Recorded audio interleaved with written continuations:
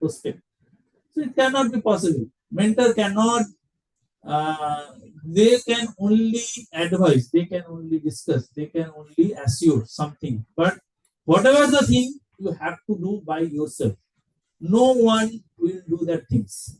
So your parents is a most supportive person in your home, and your mentor, your class teacher, your subject teacher are the second most important part for your career growth, and they are the more important responsible person for that.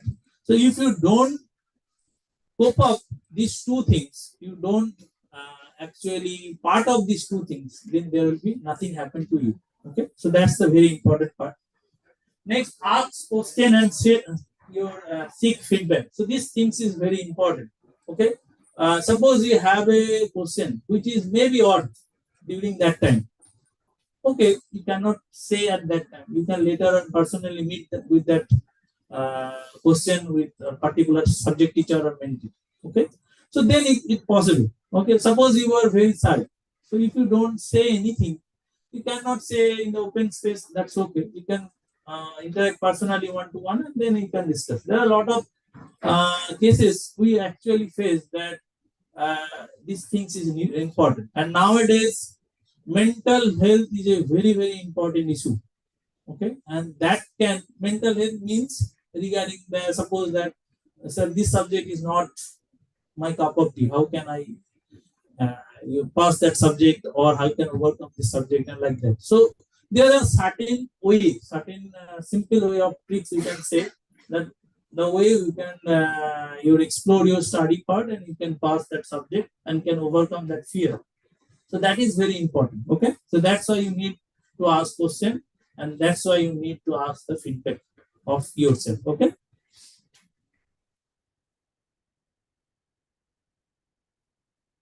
So this is a very general thing how we can monitor our mentorship program, that is one-to-one, group, peer, and online. So online is basically happened during COVID period of time. So nowadays the first three is very important. Some things is common, then we can discuss in group or your peer. Okay, and then one-to-one if that needed. Okay. So it will be followed. You can gradually see and understand how these things is actually going on.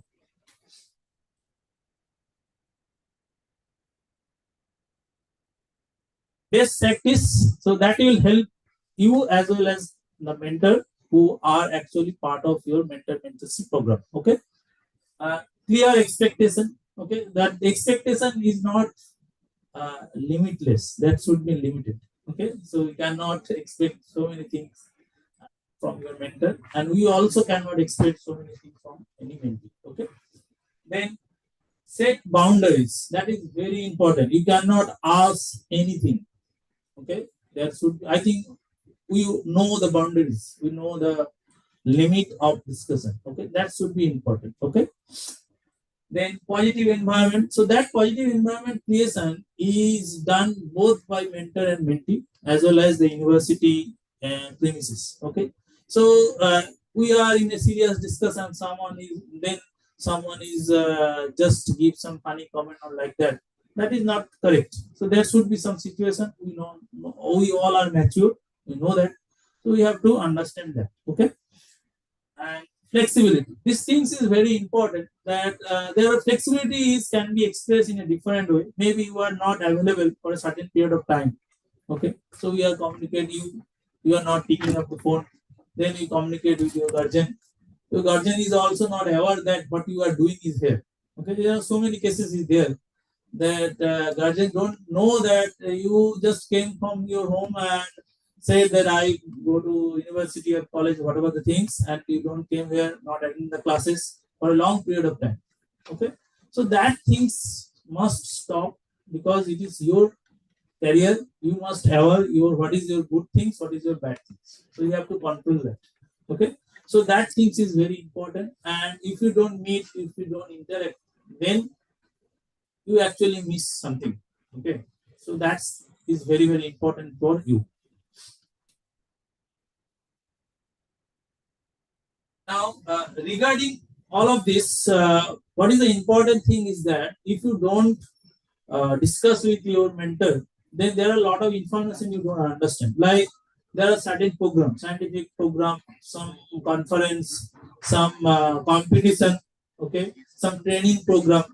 You may not be all get it by from online, okay, because there are certain group where the people who are expert already available.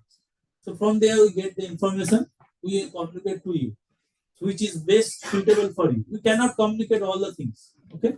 So you have to follow that. You have to check it. Okay. Because nowadays WhatsApp is a very common platform for communication regarding information and other things. So you have to check it. If you don't understand, then you can discuss that what is these things, what how can I participate on that and like that. So these things is very, very important and you have to follow that. Okay. There are a lot of examination, lot of information regarding lot of things, maybe scholarship, maybe some other special courses or like that, or higher study related information. So everything can be communicated by or through mentor mentee process. Okay, that things is there. Although it can be also communicated by the class teacher and our subject teacher or any other faculty members, but that also another way of communication.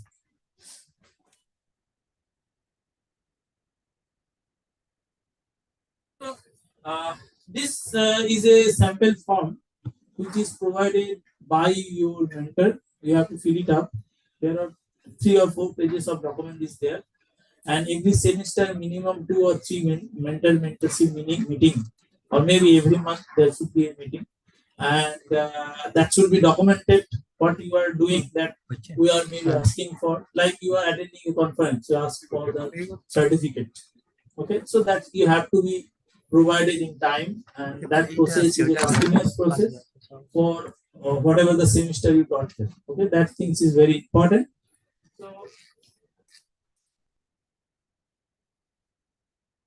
now this way the assignment will be done, like your name, roll number, as well as some subject teacher. So the format is same or more or less same for all the department, and you have to communicate with them.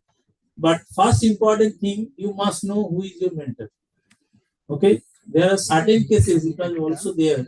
We forward the information in the specific group, and he or she don't follow that who is the mentor of him or her.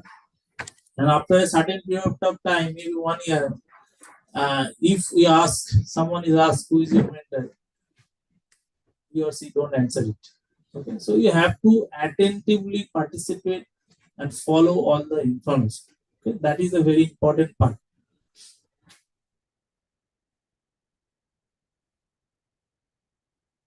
Thank you all. Regarding that mentorship program, we will assure that it will be a very good journey to all of you regarding your discussion and completion of the course in JIS University, and it will be very, very beneficial and helpful to all of you. Okay, so I hope that will enrich this program, or the whole process is enrich your knowledge, enrich your confidence, as well as your career target and goal. Thank you all. Okay.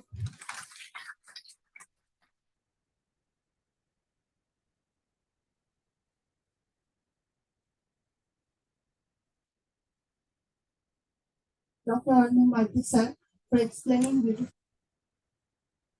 of JIS University. Now,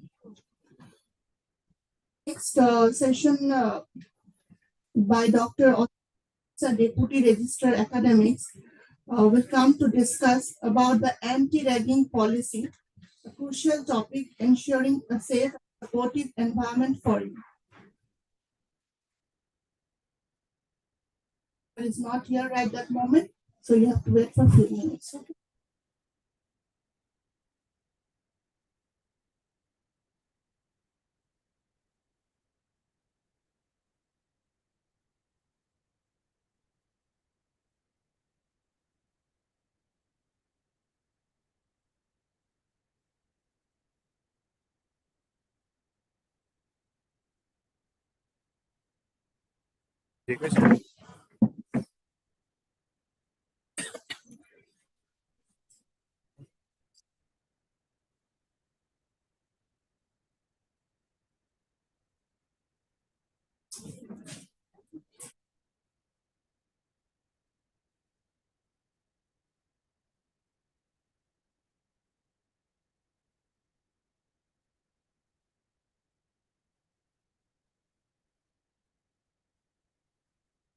hello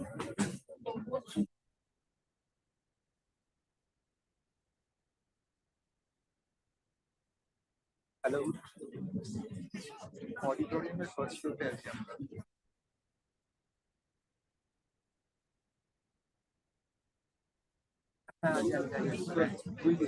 auditorium में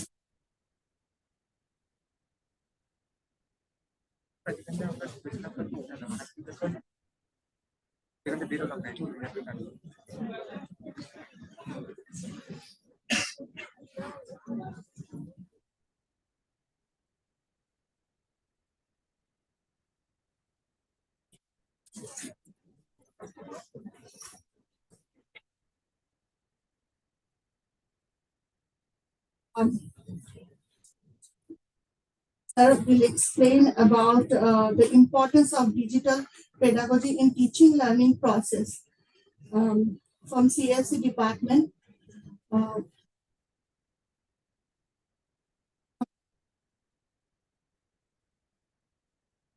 Atanukadal sir will join later.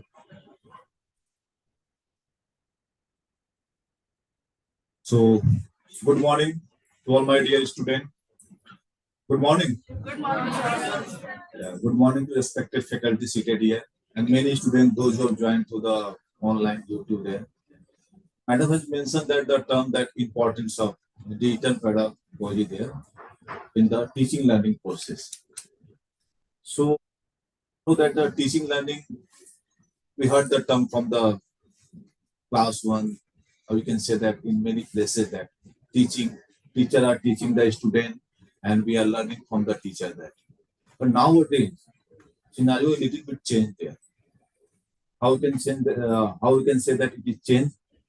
Because I personally believe that the teaching will be the only one side process, but learning will be the your both side process.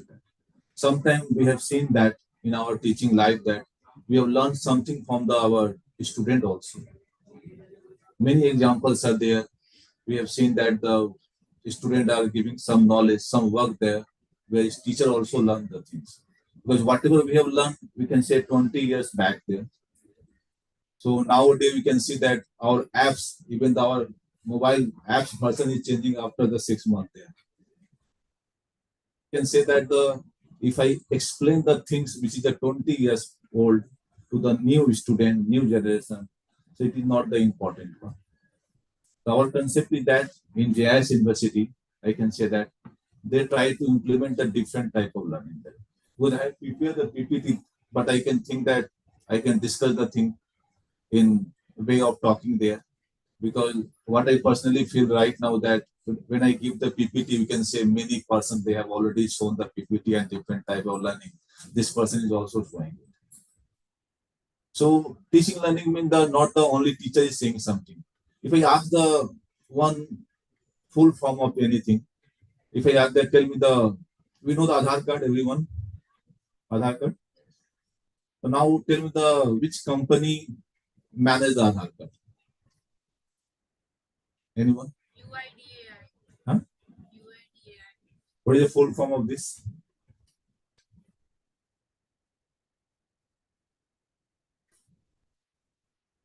What is the full form of this?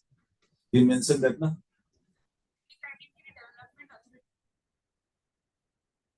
Unique Identification Authority of India. That. So this is you can say one type of learning that when we were the student that our teacher said that if you attend the classes of the teacher, at least you can learn the new word. At least you can learn the new word there. So here, whatever I done that, this is a one type of iterative learning there. Teacher can follow the different type of process in learning that. Some of the teachers have different style there of learning. Some of the teachers have the different way of learning that. Just I have given the one example. Both the many students seated there, and I asked the question that what is the full form of this one? Because our concept of the today topic is that we can show that the importance of digital pedagogy. Okay, so digital pedagogy means that from the pedagogy term is there, not because when I pronounce yet the pedagogy there, many students say bogi. No, so this is the pedagogy. not the gogi there. Okay. So you can say that the word is the pedagogy, not the gogi. So this is the one type of learning. Pronunciation, we have learned that. So what I have seen that when I go for the digital pedagogy, means it is the different names are there. I can say that it is a constructive. So how many of you tell me what is the meaning of constructive? Anyone?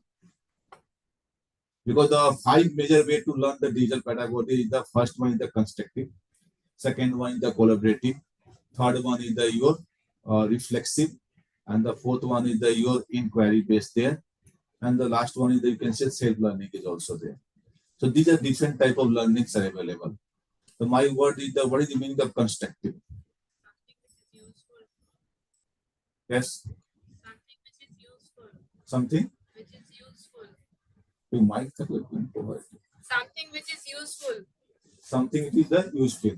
You're useful there. So constructive from the word, I personally believe that don't get confused with the different. If teacher asks the question, so many students feel the fear that yeah, teacher is asking, so I can say that I will not able to answer the question. That main problem is that I remember the one line of the teachers also that he said that there is the no bad student, only the bad teachers are there.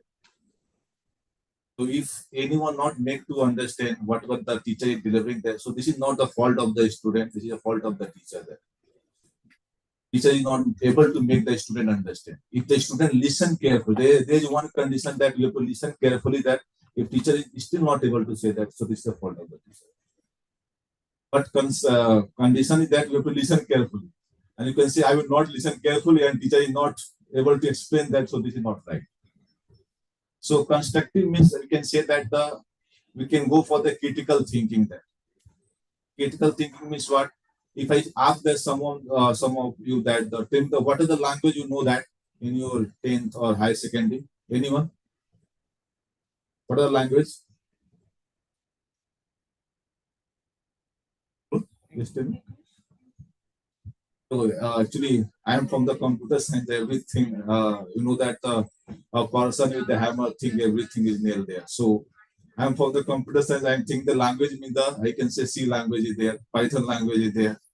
I can say Java is there, C++ is there.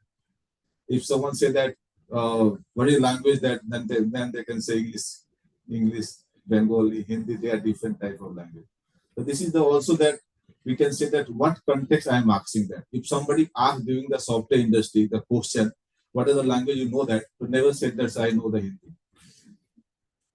Never said that I know the English. So obviously in software industry, if you ask the question, we have to know the context. Then you have to say that I know the Python there, C there, Java there, even C++ data is present in every department there. So you can say that if related to some other department, we can mention some other department there. But we have to make the context, we have to know.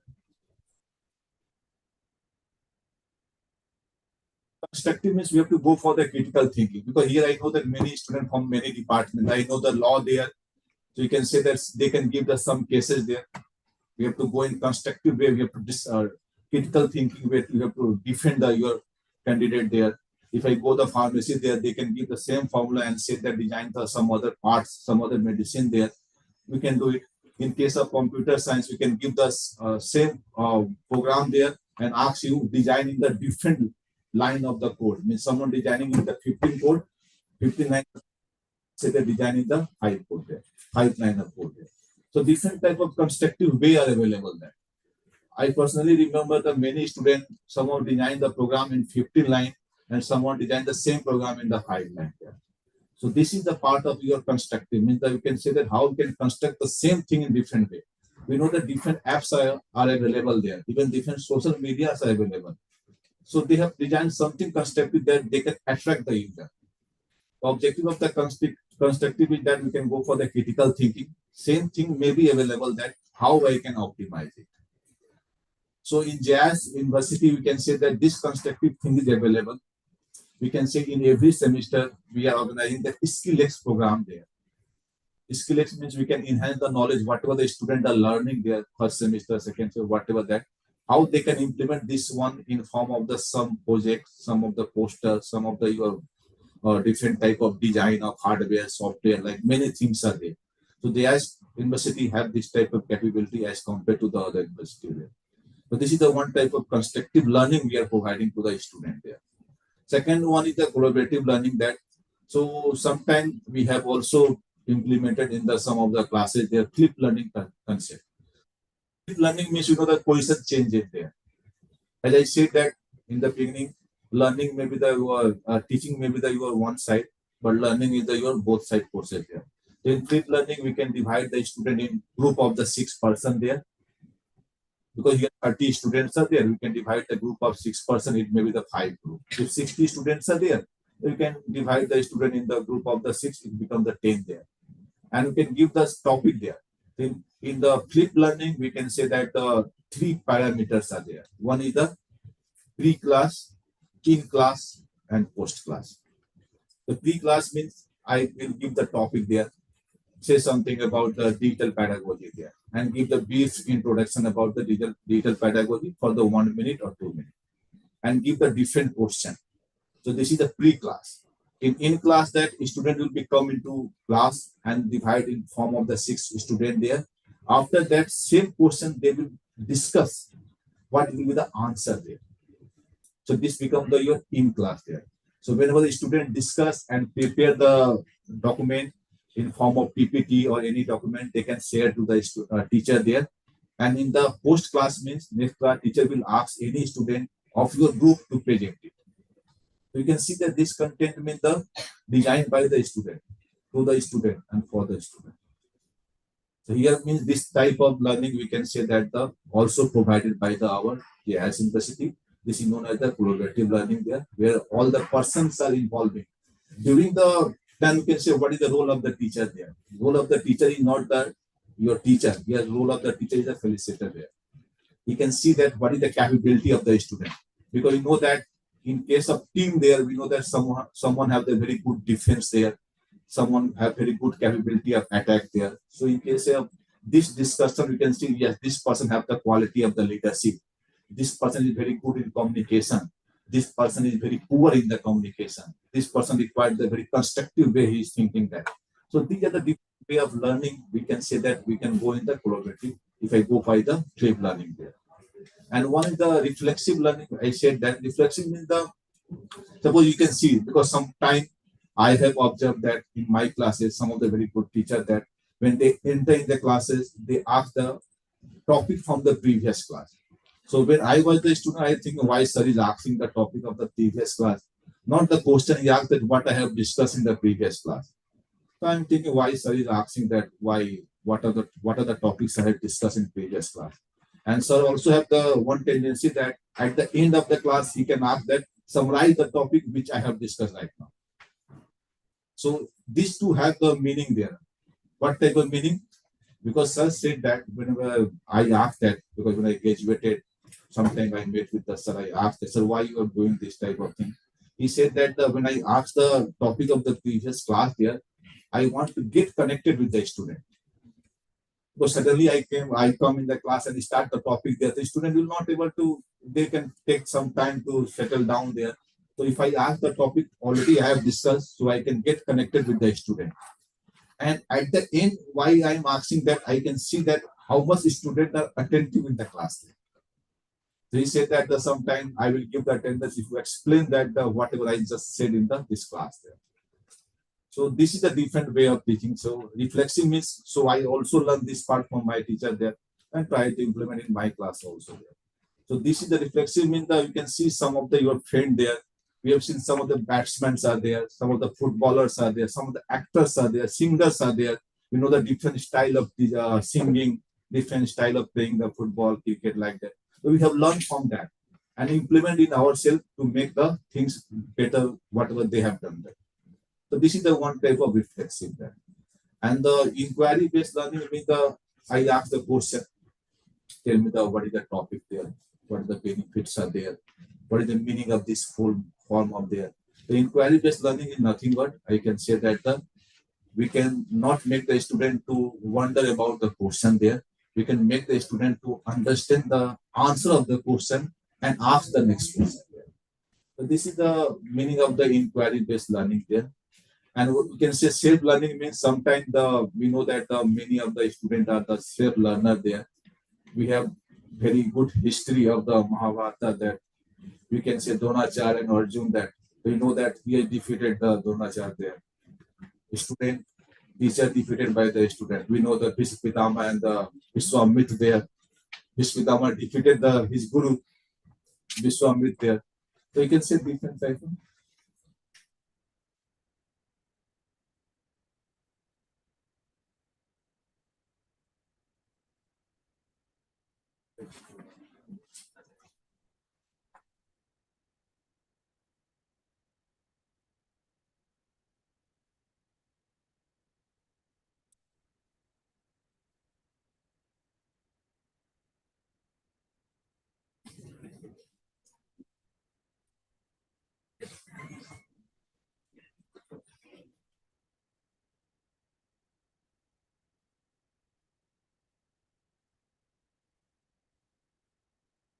So we can see that we have to learn from the self learning is also there because we know that practice makes the man perfect there. So you can say you can practice the things more perfectly. We can get the knowledge and also you can get the idea how we can improve that.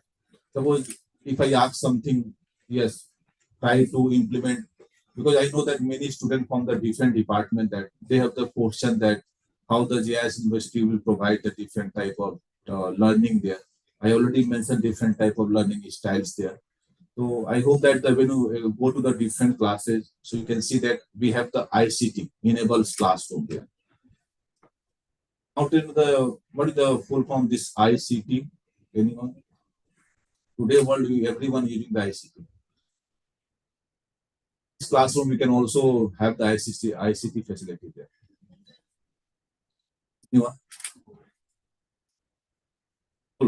Anyone tell me what is the ICT full form? You heard the term, na? ICT? ICT enable classroom. We have the digital board there.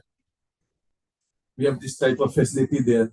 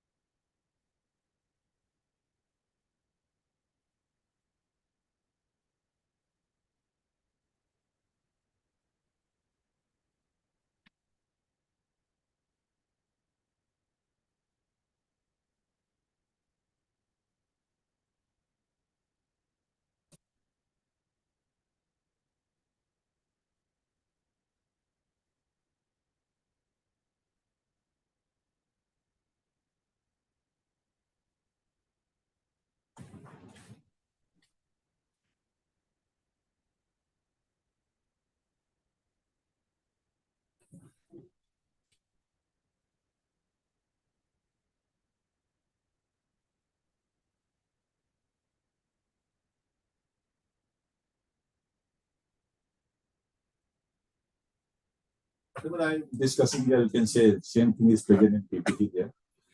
But in PPT, you can say that sometime blessing in disguise, we know the word that sometime we are going to discuss something and also some way, because whatever, if I go to the PPT there, so whatever they have written in PPT, whatever I have designed in the PPT, I can discuss only this part. But I will not able to ask the full form of ICT because it is not mentioned in PPT. So I am saying something. So at that time, because sometimes we have seen during the Corona that the online classes are there. But I personally believe that if you go for the physical classes, they are offline classes. So you can learn many things. Sometimes I can see the face of the student. Someone seated below there, I can see he is doing mobile. So this is the one type of things I can see that still he is doing the mobile, not listening. Lesson. So this is the charm of the your offline learning. That teacher can see the face of the student. And one more important thing that teachers are very good recognition of face there.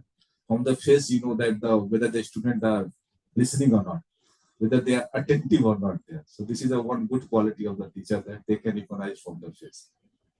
So that is the meaning. I asked the question now. What is the full form ICT? Anyone? Yes, information. Yes, information and communication technology. That. So students are very smart right now. They can also search from the Google. So they can give the answer that yes, sir. Now the teacher are very clever then. They can ask that now explain this. What is the meaning of this one? Now tell me what is the meaning of this one? Information and communication technology. What is the meaning of this line?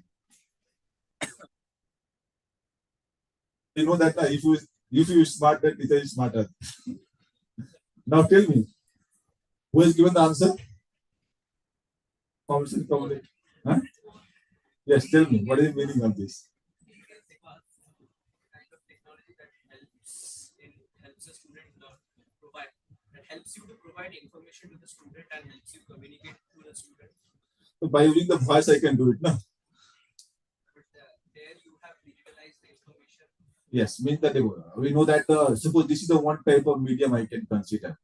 You know that YouTube means the where I can transmit my information there. So I know that by using this PowerPoint presentation, if I say many things that it may be possible that most of the users not listening it because when you see the paragraph of learning now, so they can say that when the teacher are teaching something that so you can say we can learn 10 to 20% there. But when you can see something in form of the PPT, so we can say that you can learn 30% there. And sometimes when I go in video format, same description I can describe in video format that the 40% learnings are there. And lastly, when you go for the self-teaching, then you can learn the 90% there. Because you know that thing about suppose you are teaching to your junior there, yeah, your some of the sibling there. So you know that first you have to prepare yourself, no? Then you can go to the teaching then. So you know that what questions he can ask, he or she can ask to me. So you can prepare for that question also there. So sometimes they are saying the teacher remember many, you can say that this teacher have the many knowledge, very vast knowledge there. Because he know that different type of scenario, different type of question. Before the classes, he know that what type of question the student can ask. What is the problem they can ask that. So they can prepare themselves for that. So you know that when I go for the learning, when I go for the teaching of some student or some person that your learning will be enhanced by the 90%. This is already proved that. If teacher are teaching only 10% to 20%. So these are the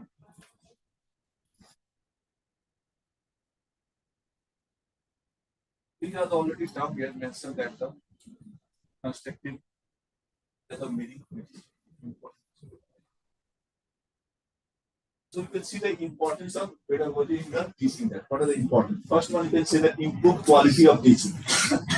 Suppose if I teaching only by the lecture that, so you can say that many of the students not able to listen because I know that the today world, even the attentive power is very less that even 5 seconds or you can say 5 minutes, if I ask that what I have discussed that, you are not able to say that.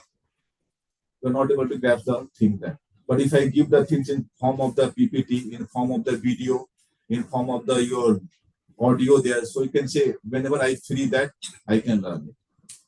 So in case of our teaching style, sometimes they say that anywhere, anytime. You can use YouTube means I can believe that anywhere if I have the internet facility, I can access or anytime I can access at 2 a.m., 3 a.m., 5 p.m., 7 a.m. like that. So this is the benefit of your ICT enables things are there. If I can give the PPT to the student, if I give the video to the student, that so anytime they can watch that.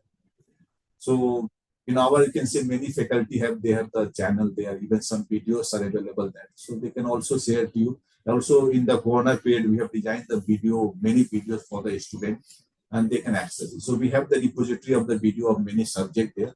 So whenever the student required, we can deliver it. Okay. Quality of the teaching. And second one is encourage the cooperative learning environment. I already mentioned the concept of the flip learning there now.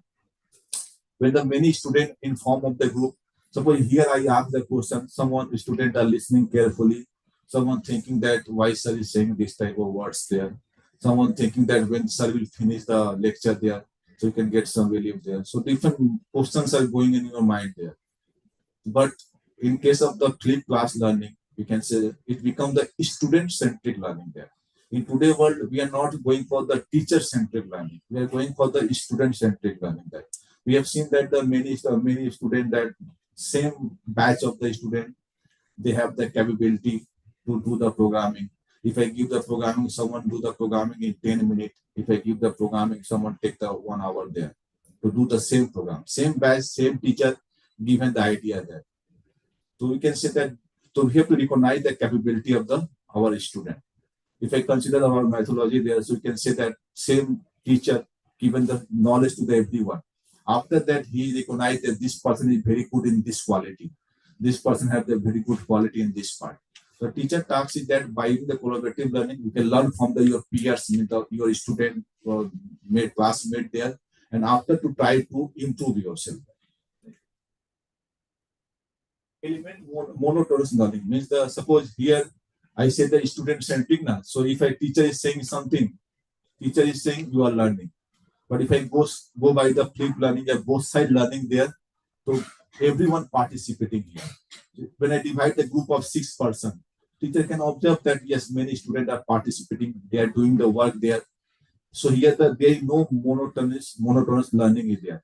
In the class, because in this class, if I say that some of the students hide, if I ask the question, they can say in this way, they can look around there. Some say that someone hide himself there. But in case of your student-centric learning, no one can hide. We can recognize everyone there. And we have the parameter to evaluate it. So you're lucky that your JIS University, every departments are providing this type of learning to you.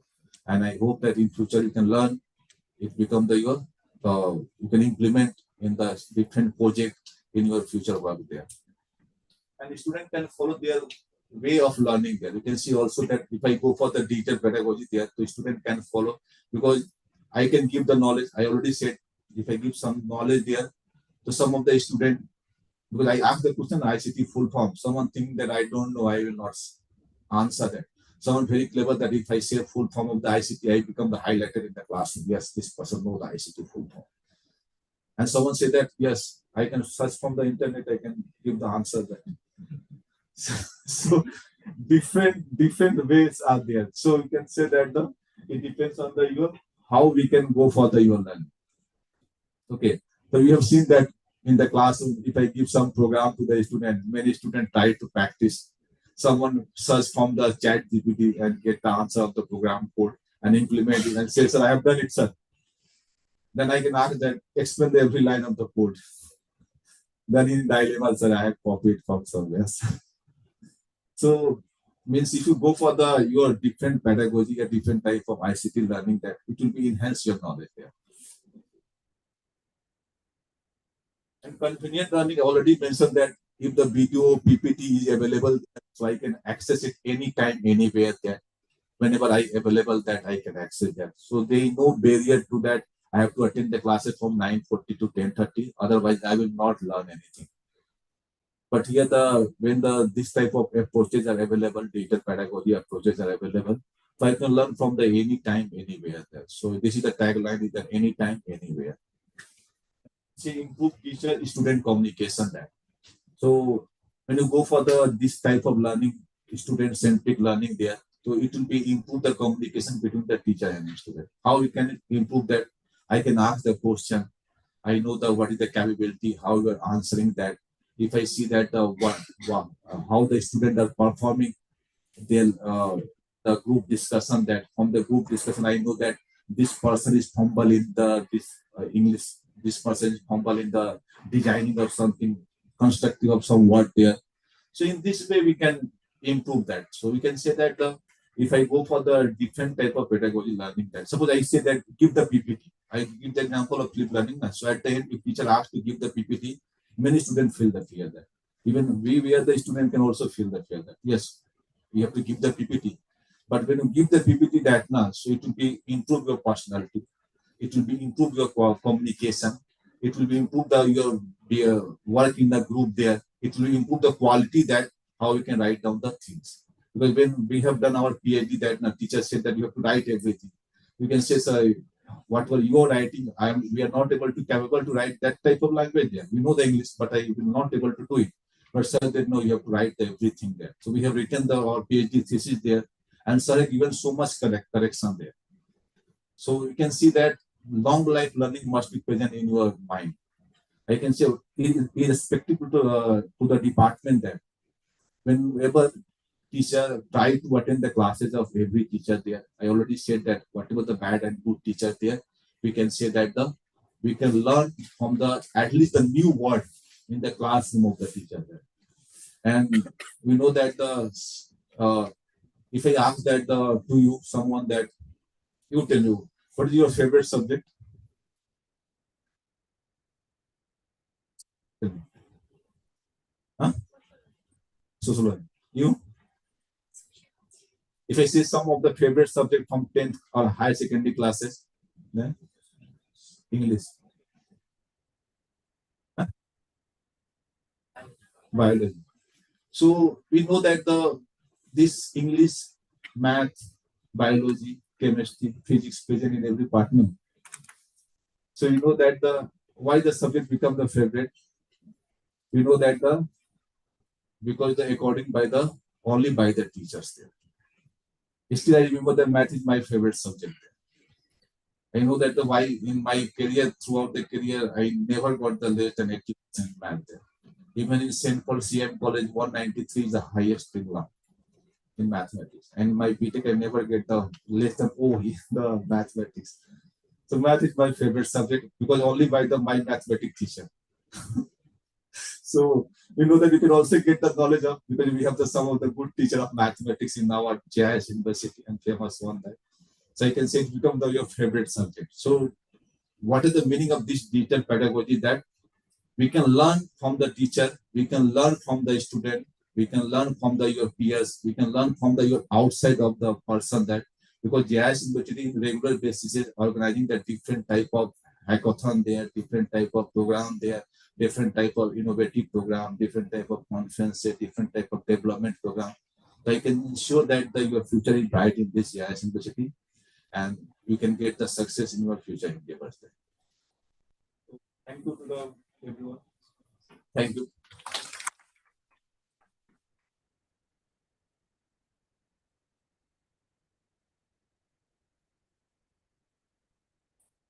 Sir, your presentation was really interesting, and I find it that it was full of anecdotes which make it more interesting.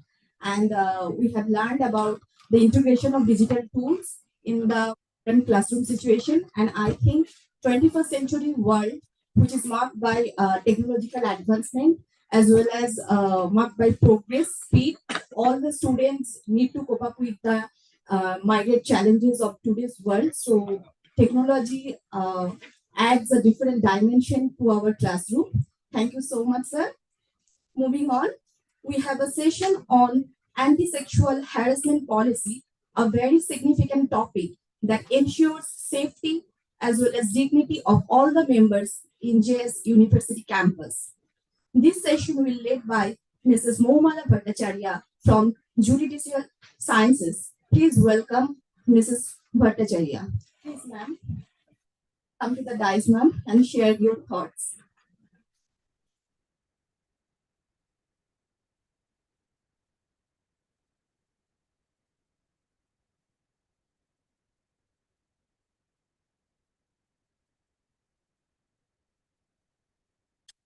Thank you, ma'am. Very good morning to all of you. Welcome to the university. Today I will discuss with you a very sensitive and today's running topic, which is sexual harassment at workplace. For you, though it is not a workplace, but it is a place where you come every day, like it is your second home and a family which you are going to grow for your, in future 2, 3, 4, 5 years.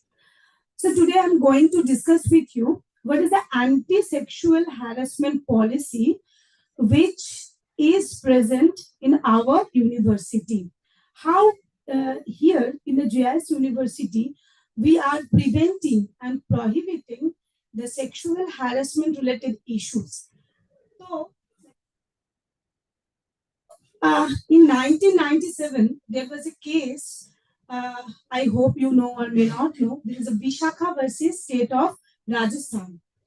After this case, in 1997, there is a judgment pronounced by the Honorable Supreme Court that every woman they should be saved or protected in their workplace. So in 1997, the Supreme Court presented a huge guideline that it is the duty of the institution that they will provide the protection to their female employee only. Female employee only. Okay. But that was only guideline. So it was suggested to the institution that you will follow this guideline. But we all know until and unless we penalize the accused or the convicted, it will not gonna be a very exemplary manner. So in 2013, we got or adopted a new act which is known as the Sexual Harassment of Women at Workplace Act 2013, where the woman employee, they are protected from the sexual harassment. After seeing the act, the UGC, the University Grants Commission, also decided to do something for the students. So one thing you need to remember, the 2013 Act is only for the female employee. But the UGC adopted an act in 2015 which is gender biased. Under this act or regulations or rules, whatever you can say, men and women, that means male students and the female students, they both are equally protected by this act. You can see the name of the act. The name of the act is University Grants Commission, Prevention, Prohibition and Redressal. So what is the difference of the prevention, prohibition and redressal? Prevention means the system what we are provided here with preventing the sexual harassment. That means that no one can do any kind of a harassment to you, either sexually or in another way. We try to prohibit it, but by using our committee members, different kind of workshops, seminar, etc. And last but not redressal. Redressal means if for God's forbid anything happen, then you will get the justice from our side. Okay. Okay. So where you are protected. So many times in the many years we have seen that the students are coming towards us before the committee and they are saying that these things happened to me, that things happened to me. But you need to remember your personal issues will not be taken care of by the committee. The things related to the sexual harassment inside the campus, wherever it is, in your classroom, laboratories, library, seminar hall, auditorium, canteen, playground, hostels, any places, you are protected by the university and the committee will listen your problem.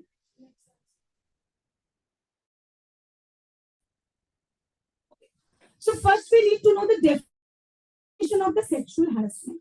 So in a most exaggerate way, we can say when there is a rape or an attempt to rape or any kind of a molestation, that can be called as a sexual harassment. But that is not only the form of sexual harassment.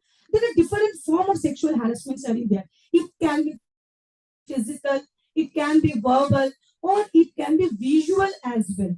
So any kind of unwelcome behavior, any kind of physical contacts, any kind of demand relating to a sexual favor, any kind of things which is very much uncomfortable for a woman, like showing pornography, blocking the movement of a woman, that comes under the definition of the sexual harassment. So, what are the physical forms of sexual harassment? As you can see, that actual or attempted rape or sexual assault. Then patting, cursing, fondling, blocking the movement. Achha, here not only it is for the woman, I'm telling you, repetitively, that is also applicable for the boys or male students as well. standing closer in an inappropriate way, unnecessary manner, and last but not the least, touching. Many times we see the girl students or boy students, they are putting hand in their shoulder, leaning down in the classes or in the outside of the classes inside the campus. But make sure that the term consent here is very necessary. If the other party allows you, gives you the consent, then you can only allowed to do such kind of a thing. So whatever you are doing with the opposite party, you make sure that the person has the consent of such kind of a behavior. What are the verbal forms in a social media where you are all in Facebook, Instagram? That in a verbal form there is a sexist comments, any kind of jokes, or a normal conversation you are turning into in a very bad sexual unwelcome behavior.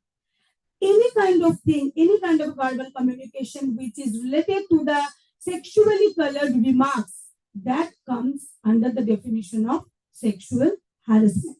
So as you can see here, the sexual comments about the person's clothing, kissing sounds, telling lies, sexually suggestive signals, unwanted pressure for sexual favors, unwanted messages, telephones, later. Many times we have seen that the person that's stalking in the messengers, in the WhatsApp, they are repetitively asking you, hey, how are you? What are you doing? Are you in the classes or not? What are you wearing in your next day? So this all, if it is not, supported by the other party, then comes under the sexual harassment. And also in the visual form. How in the visual form? You sending someone some messages, some photos, which is not so very appropriate in nature, showing inside the classes or inside the campus. So in that way, it can also come under the purview of the sexual harassment.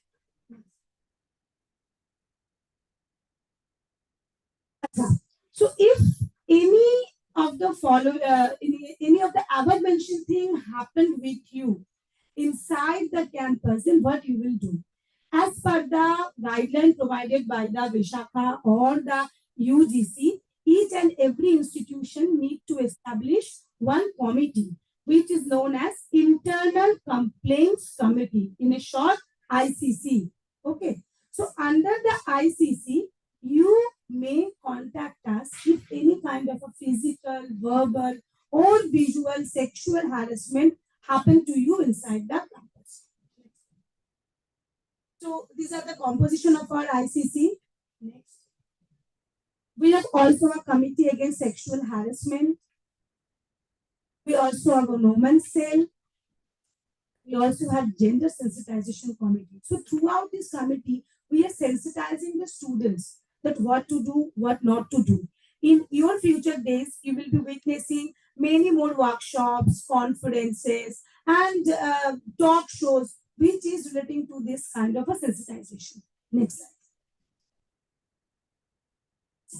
So what is the complaint making procedure? Suppose, for God's forbid, this kind of things happen to you.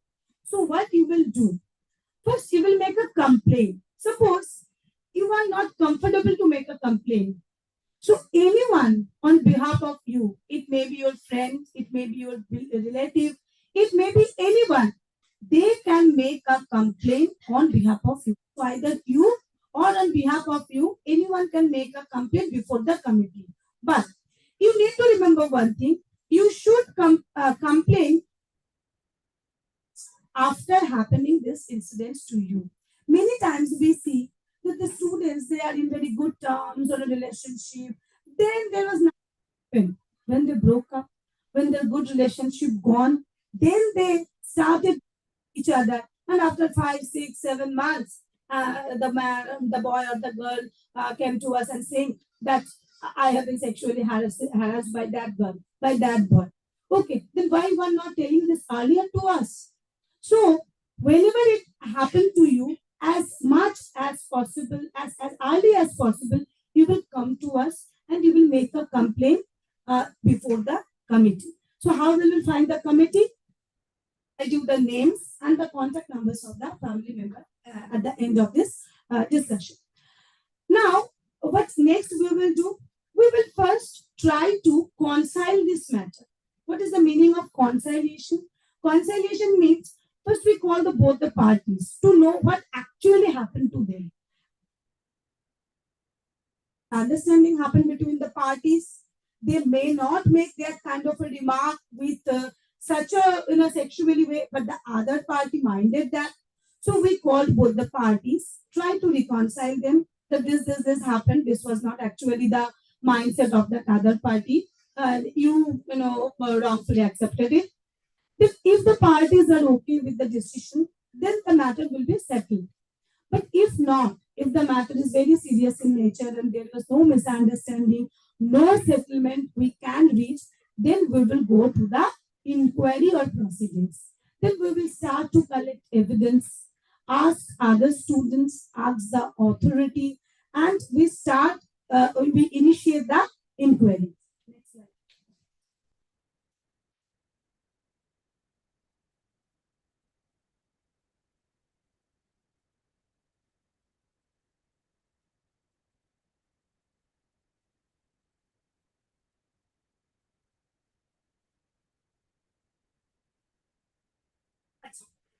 After getting after started the inquiry, we need to communicate to the both parties within 7 days after getting the complaint, and within we have to make a judgment in this regard. So time frame here is very much necessary. So whatever happened to you, you communicate to the committee as early as possible, if possible for the same day or within the next 7 days, but at least within the 3 months. After the 3 months, your complaint will be non-maintainable in nature. And within the 90 days, the internal complaint committee or the ICC will provide their judgment. What are the additional responsibilities of the committee? Apart from the doing workshop, conferences, sensitization program, taking complaint, providing judgments, we can also do some other thing. If the party wants, the party can make a police complaint as well. It is not that something happened to you inside the campus that will be handled only by the internal complaint committee.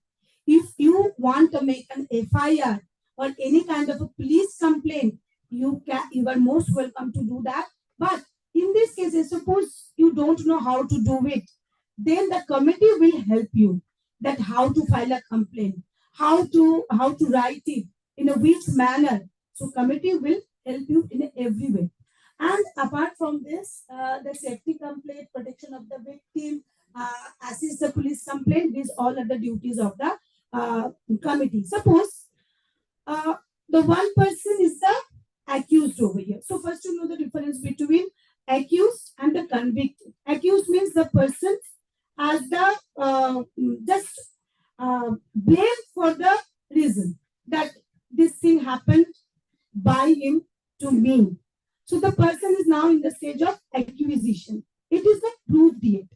Until and unless it is proved, the person will be treated as an accused. And when it is been proved, the person will be treated as convicted. So, suppose I have filed a case against a student. In such a case, I am in a fear that in future, we will share the same classroom, we will share the same laboratory, same canteen, same laboratory, same library.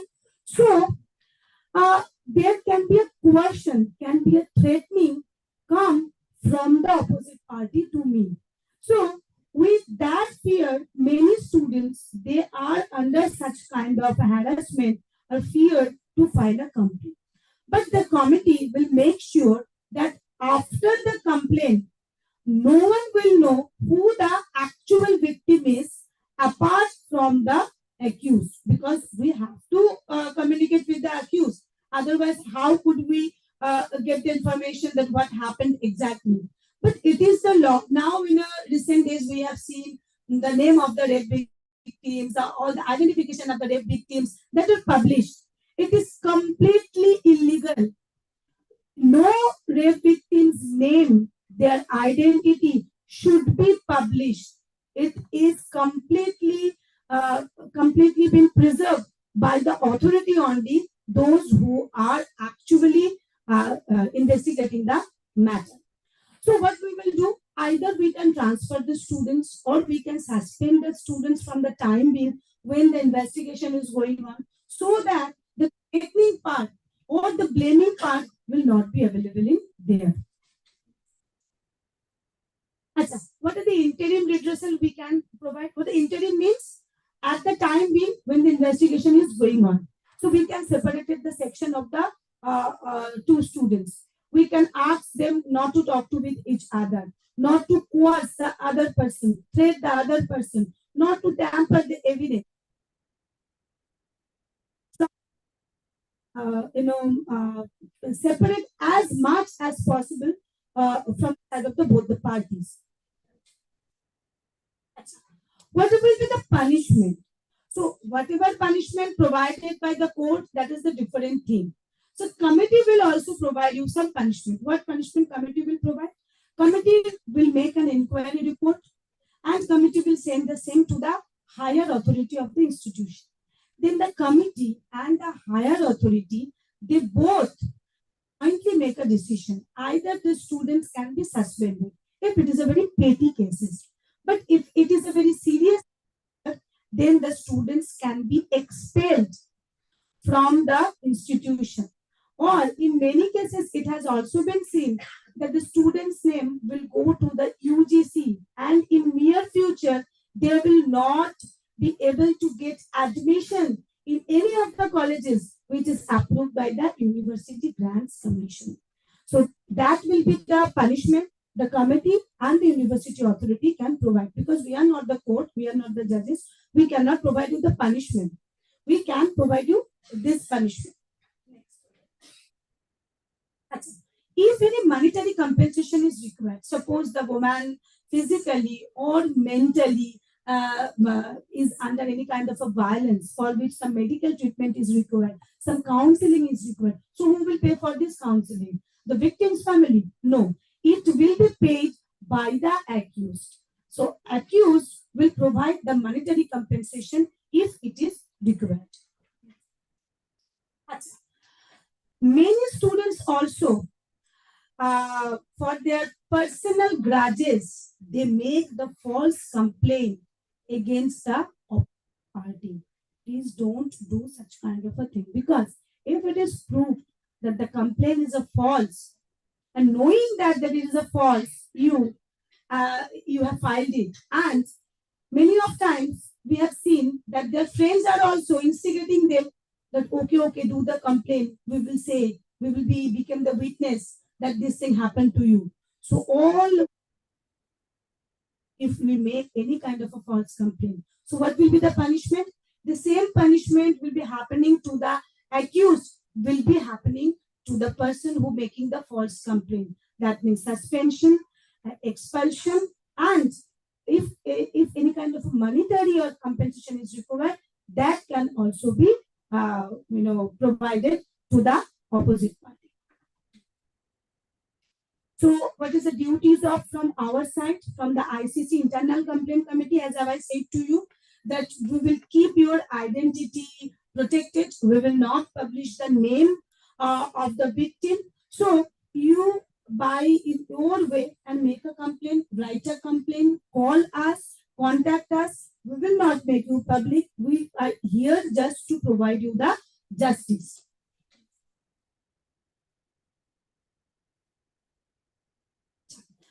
So what is the other points which we need to take into consideration is this committee is not gender biased. This committee is quite gender neutral, and here not only the men, women, also if there is anyone who is coming from the community of the third gender or the other gender, they are also being protected. And we will take a complaint from the each and every parties, and we try to provide justice as early as possible and as fair as possible. also you know your limits, and here are the contact numbers and the name of the committee members are here. If it is not visible clear enough, you come to me, I will provide you the numbers. Thank you everyone. Any questions from your side you want to know? Okay. Thank you everyone. Have a nice day.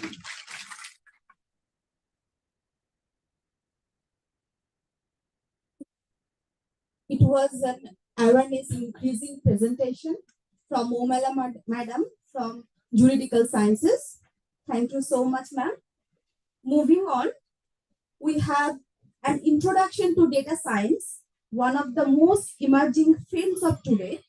Dr. Shomit De, head of the Department of Mathematics, will be guiding us through this session. Let's welcome Dr. De. Please, sir, come to the dais.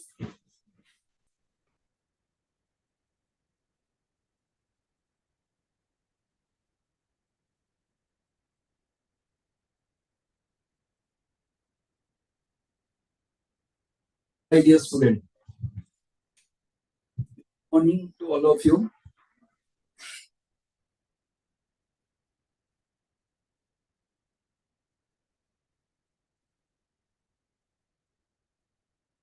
And good morning to my dear respected colleagues and respected teachers and madam and my beloved new students.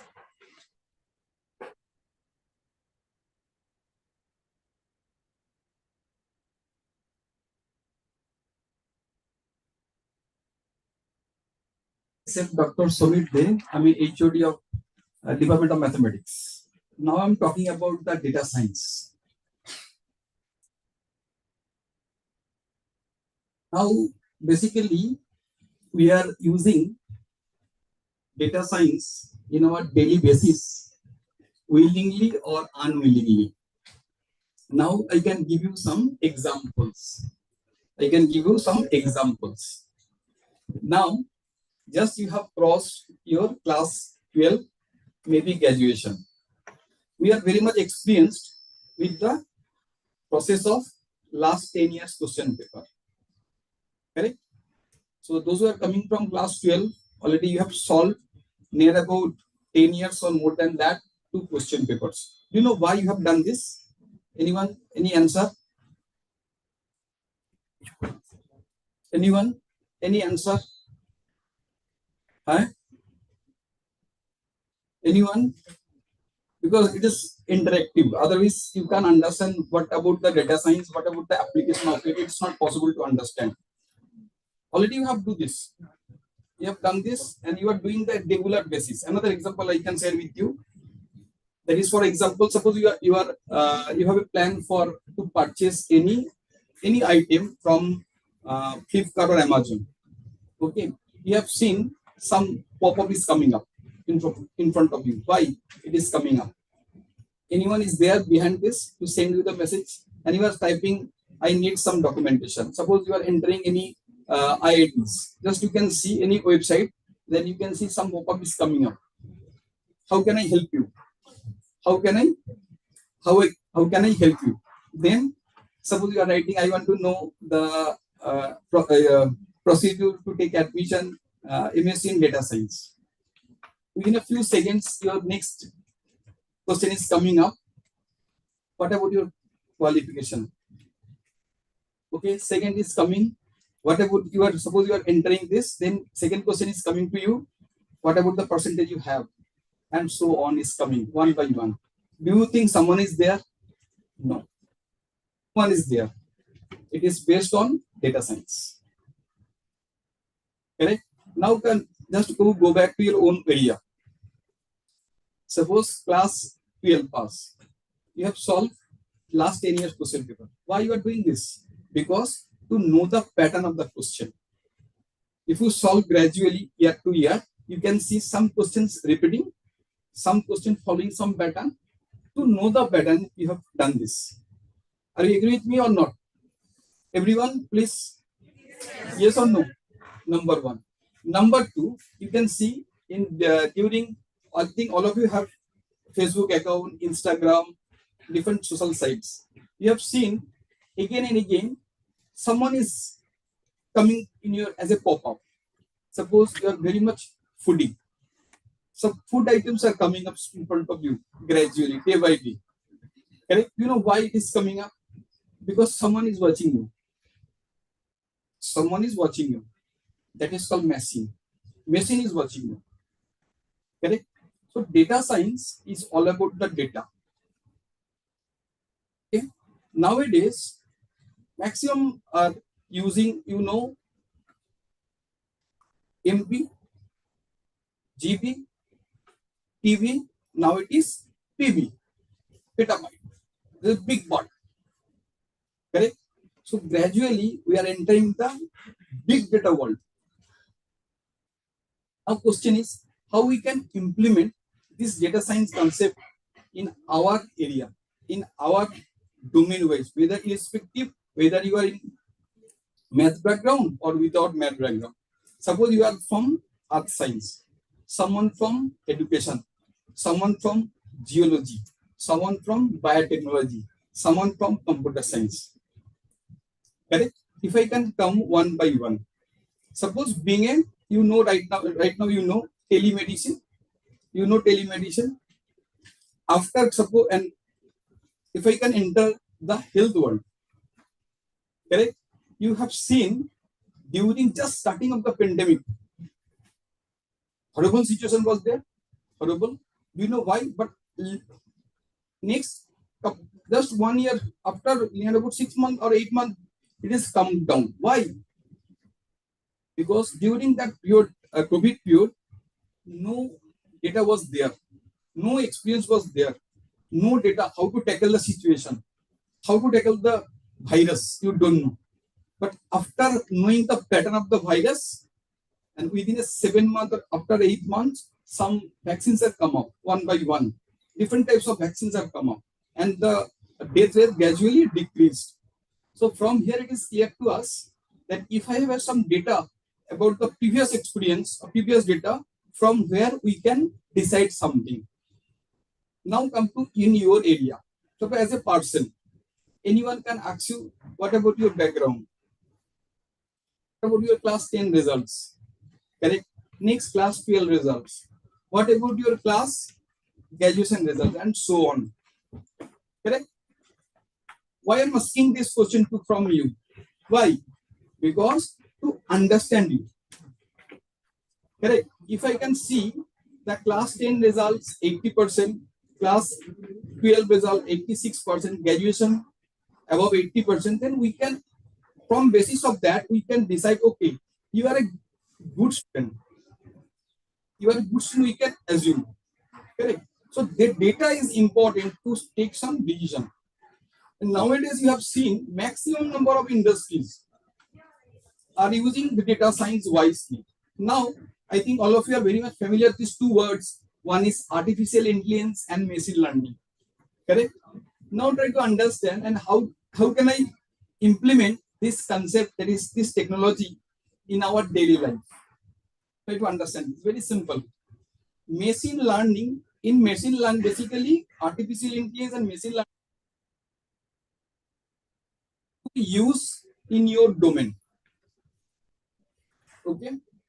And another part I can tell you, no need to become a computer science engineer. It's not required. Nowadays, in previous C language little bit tough. Nowadays, Python programming is coming up. It's very easy and user friendly. Every time, what is our main objective as a business owner or being a student? What is our objective? Our objective to maximize something. As a student, your objective to maximize our number, and as a student, our objective to minimize our attendance. That is the most important part. Correct? Now, how can I identify you? Suppose I'm a new teacher in a particular semester, third semester, suppose. What I do in general, I used to take the attendance from the other part, first semester onwards. I used to call to ask the question in my class, how many irregular students you are having? Okay, then I can identify 5 or 6. Then I gradually enter one by one. So from here I can understand the pattern. And then I ask, suppose any day I can see he or she is available in my class. I used to ask, are you regular or irregular? In general, he or she used to give the answer, sir, I'm regular. What kind of percentage you are having? Then gradually I can enter.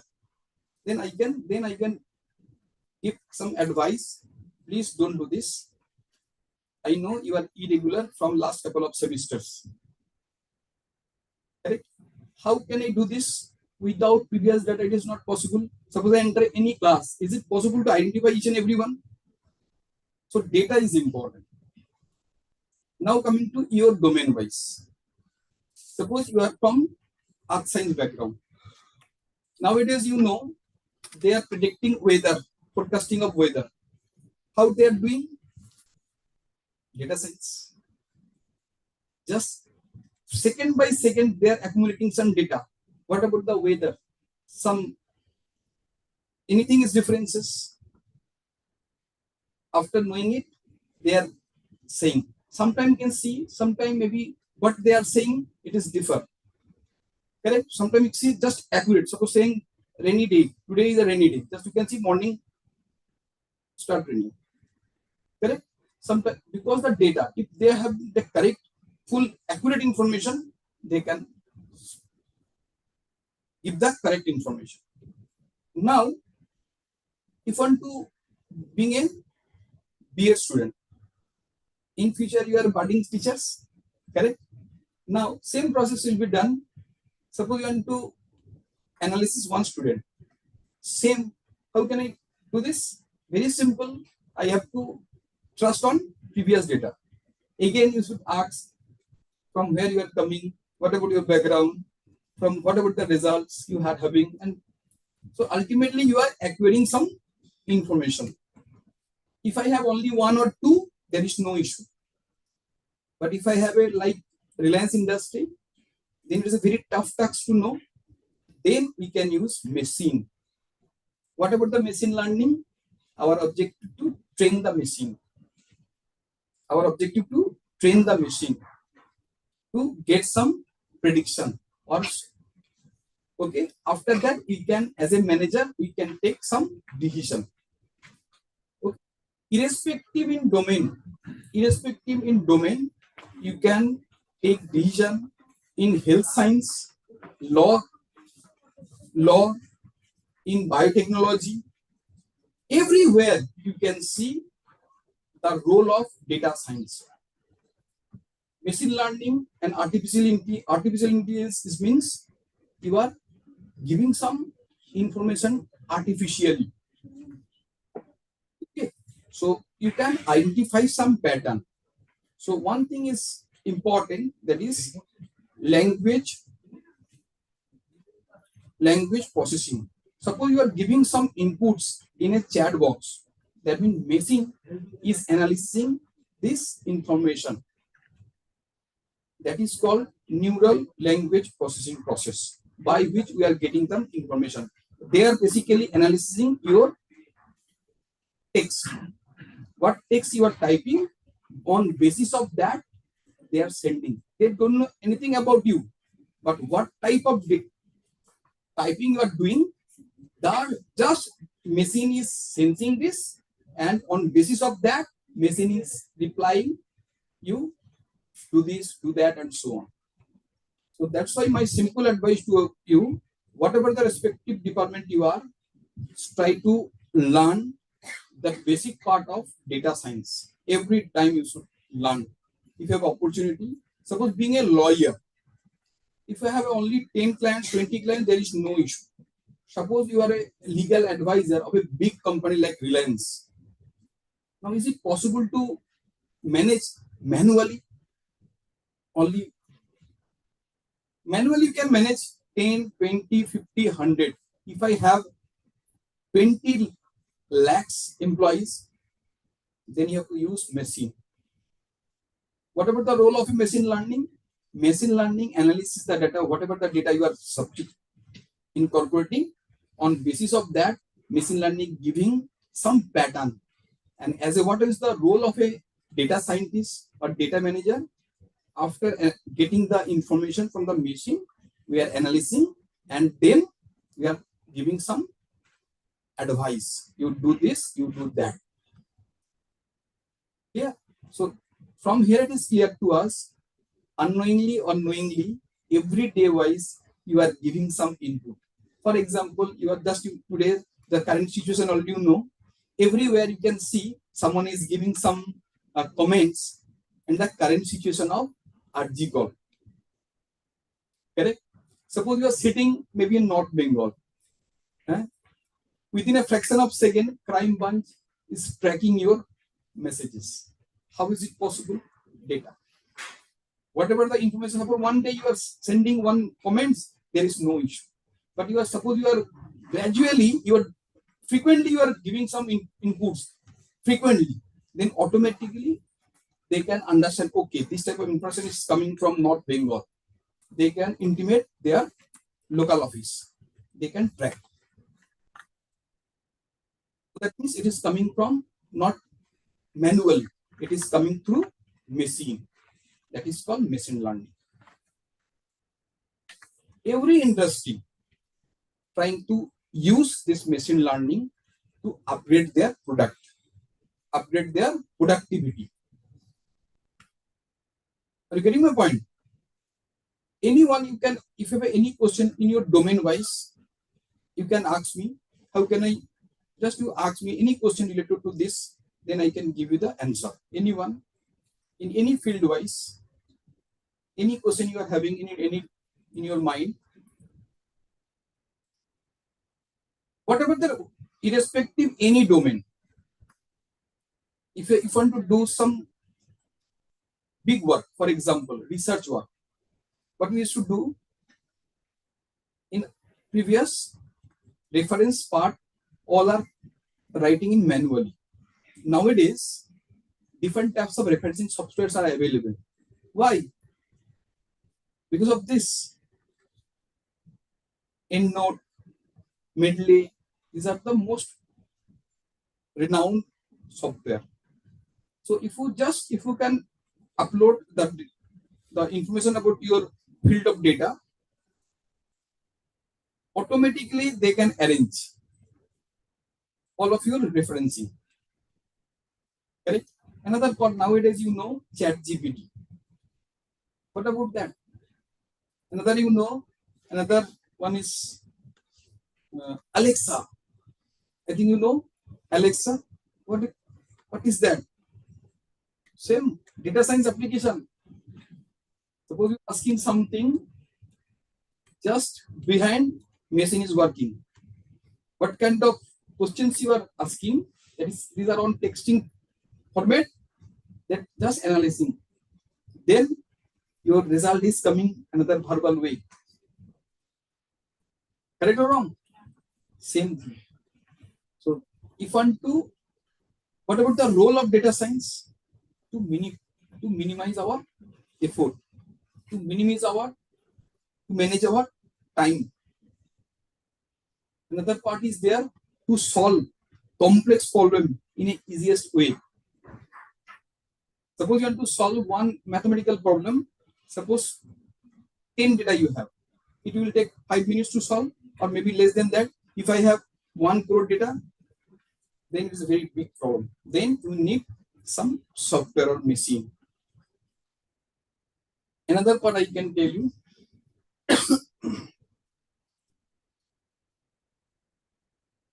Now, ChatGPT. Correct? If you type on Google, you type on ChatGPT, different types of chat formaters coming up nowadays, ChatGPT 3, ChatGPT 4, and so on. You can see,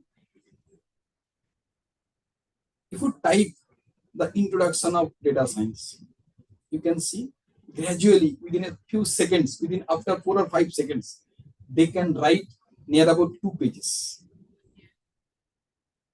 How is it possible? In Google, there is a huge stored data. After knowing your question, just searching here and there, just fraction of seconds, machine is searching here and there, here and there, here and there. Okay, these are the connected information. Now, within a second, you have this. So this is a real example of data science. This is a real example of machine learning. Machine is doing your job on behalf of you. So irrespective, my simple advice to all of you, irrespective your department, you try to learn in your domain wise how to implement this data science, because without this it is very difficult. Whatever, irrespective any domain, you should learn how to use this concept in your domain wise, irrespective a researcher or as a plumber or as a student. How can I use it? So this is my advice. Okay, thank you everyone.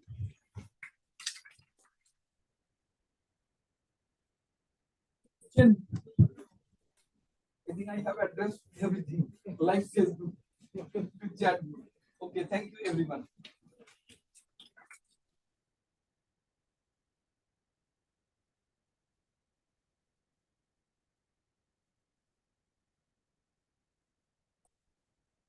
I think data science. I think I'm background. So the term data science is something fearsome for me also. Whoever term will be like haunting. The term like science, data, these are like very much terrifying words.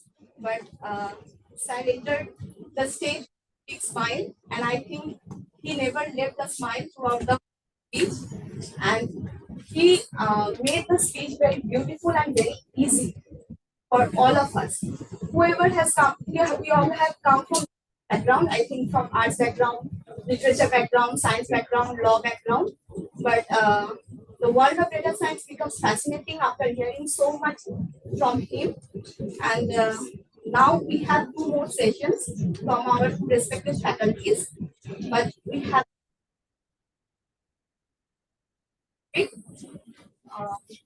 this. Yes.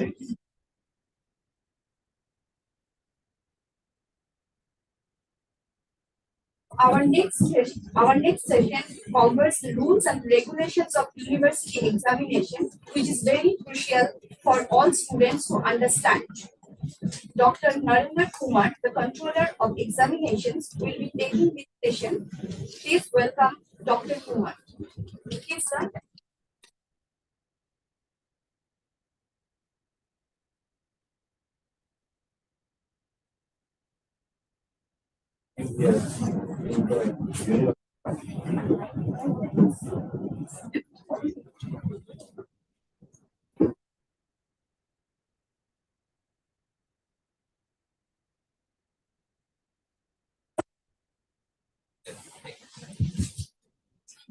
So, I will be sharing some important points related to examinations of university. I'm controller of examinations, Dr. Nirmala Kumar.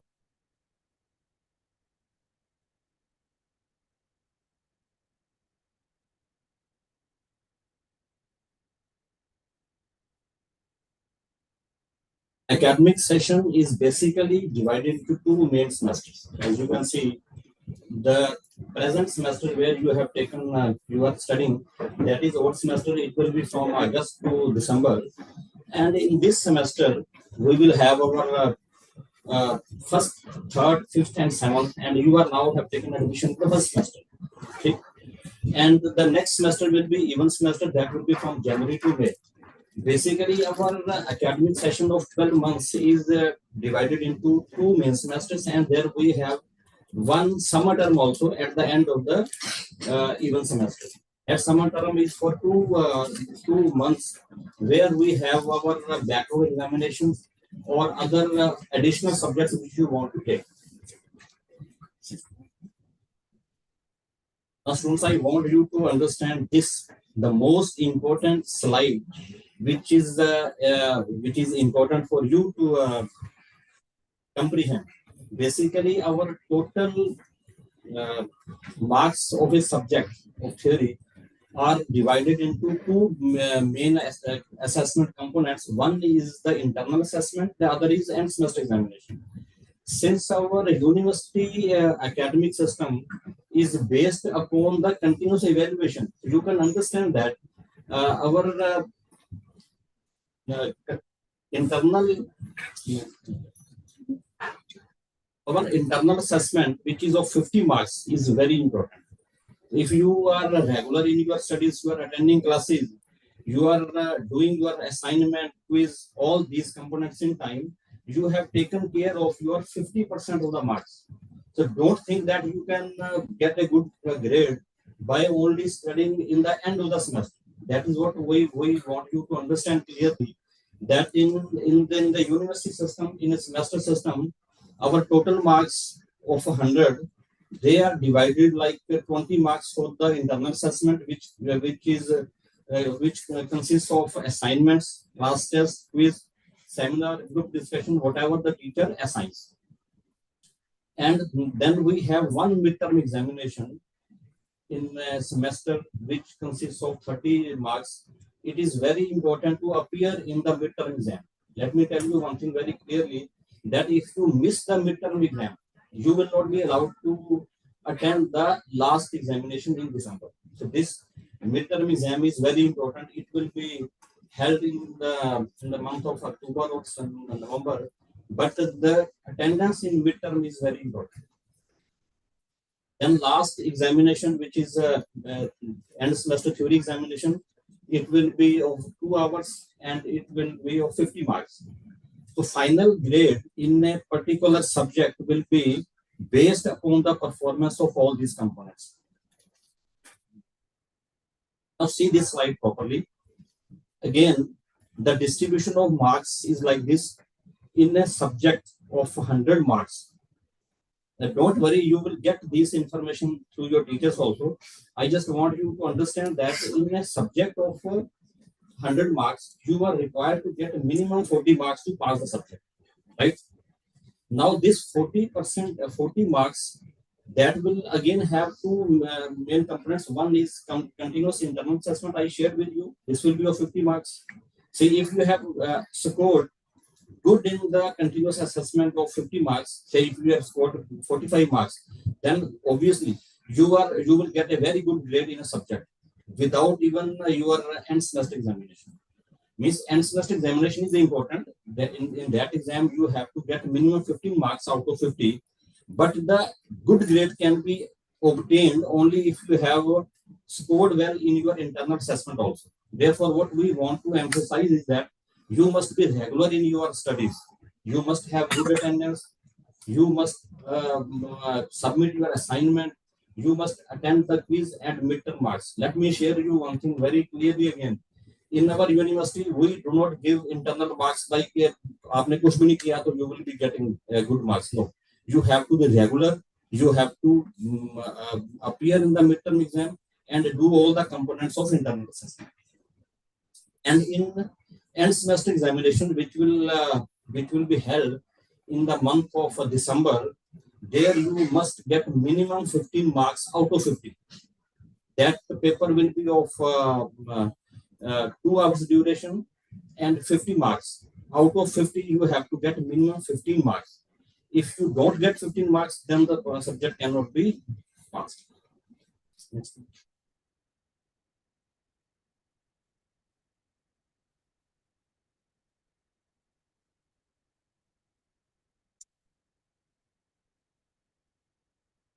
See these, the most important conditions to appear in the end semester examination. As I just shared with you, you must be regular in your studies. The minimum condition for attendance is in a subject, it is 75%. You must have 75% attendance to appear in the end semester examination. Also, you must have appeared in the mid semester exam, which will be held in the month of October or November. There should not be any disciplinary case pending against you. You must have cleared the semester tuition fees. That is mandatory. Without payment of semester fees and examination fees, you cannot be allowed to fill the exam form. So please note that there are different types of conditions. One condition is academic in nature, which is if you are regular in your studies, you are doing your laboratory work, your assignments properly, that will be taken care of automatically. The other part is that you must pay your fees in time. When you submit the exam form, there are 2 or 3 layers when you do that. So to be able to get the admit card and appear in the end semester examination, you have to fulfill certain conditions. And the most important that condition is 75% attendance. Without proper attendance in the subject, you will not be allowed to fill up the exam, right?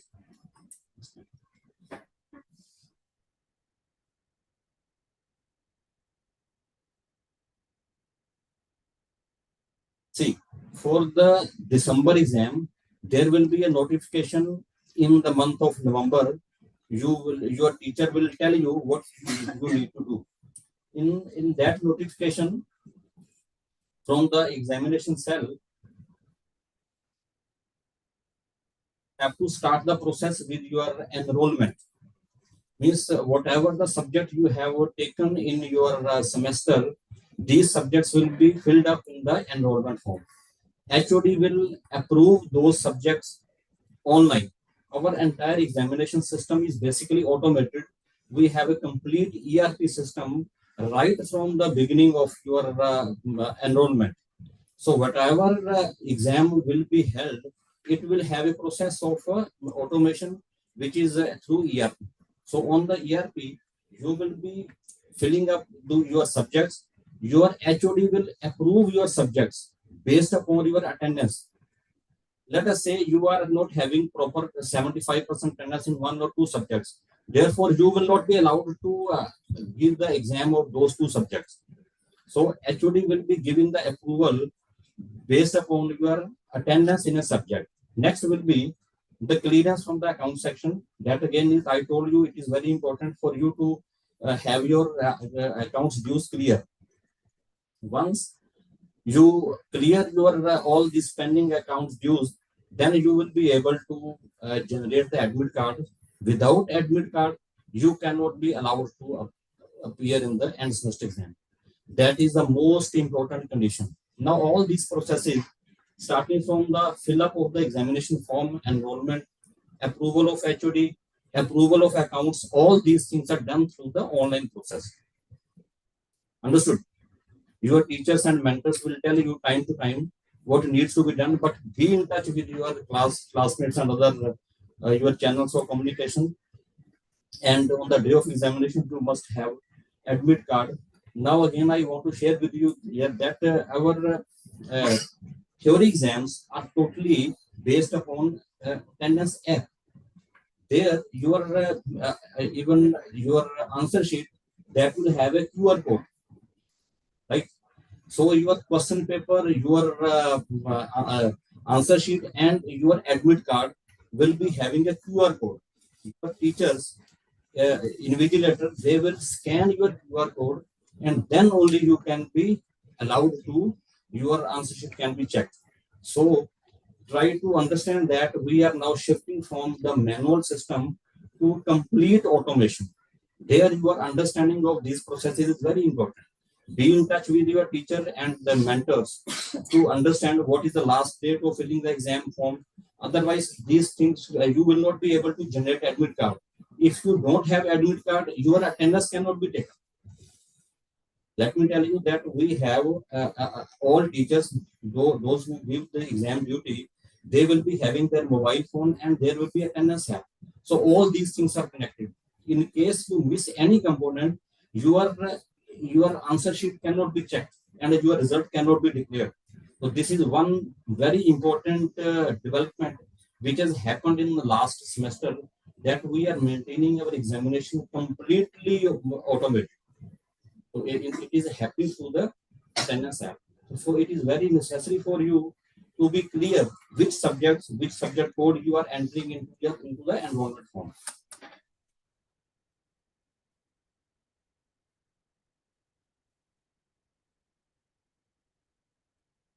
Although this is not a very essential for you, But just to share with you that we are having our examination system based upon the credits. It is not based upon marks. That is a very big difference from whatever you might have been doing earlier. Based upon the marks, we will assign you the grade. And with the grade, you have credit. So we will give you CGPA. Have you heard of the CGPA or SGPA? So CGPA and SGPA are your academic performance in terms of grade point.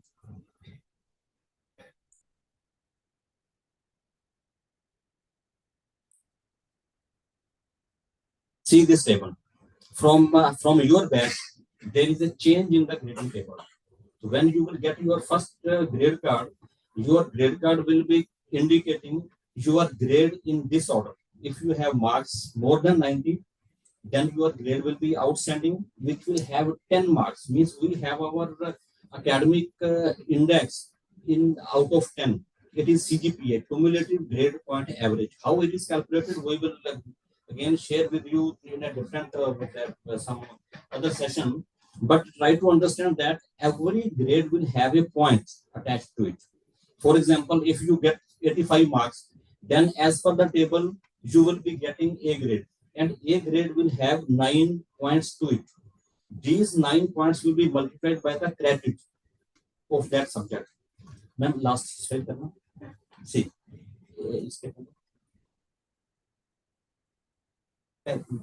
Back. See, every subject will be having a code, it will be having a title and credit. So the credit C hai, that credit will be multiplied by the point.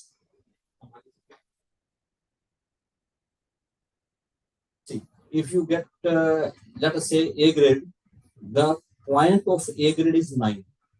And if that subject is having 4 credits, so what you will get? You will 9 into 4, 36. This is how your performance will be calculated. So since the students who are in a 4-year program like BTech or a 3-year BSc, you have to study either 6 semesters or 8 semesters. So you must understand how your performance will be calculated, right? In case of any doubt, you can visit exam cell. Our entire team sits in the second floor in 206 and 207. You will come to know in the due course of time. But in case you have any problem, you can let your teacher or HOD know, and we will be very happy to assist you in the process. But we want you to understand that your this semester, it is not of 6 months, it is around 4 months. You have to be very careful right from the day one, so that your attendance is proper and you get your internal assessment in proper this. Yes.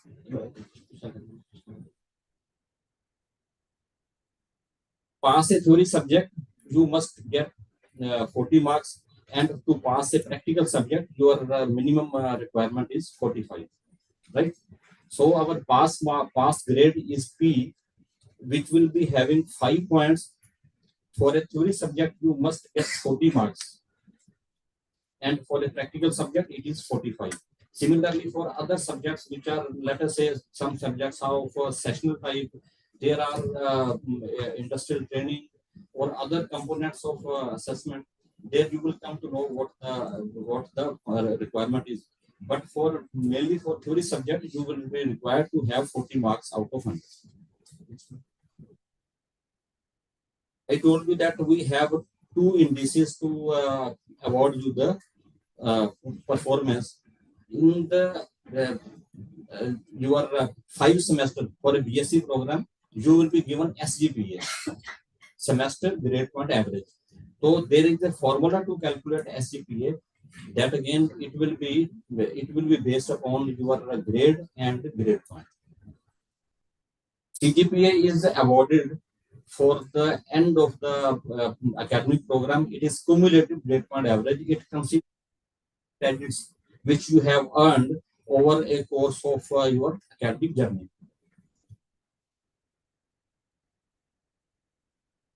This is how we calculate the SGPA and CGPA, sum of credit points of a particular semester divided by the number of credits.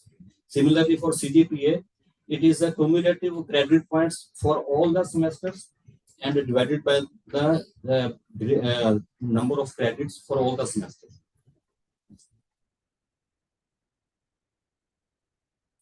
For pharmacy students, the regulations of pharmacy council will apply.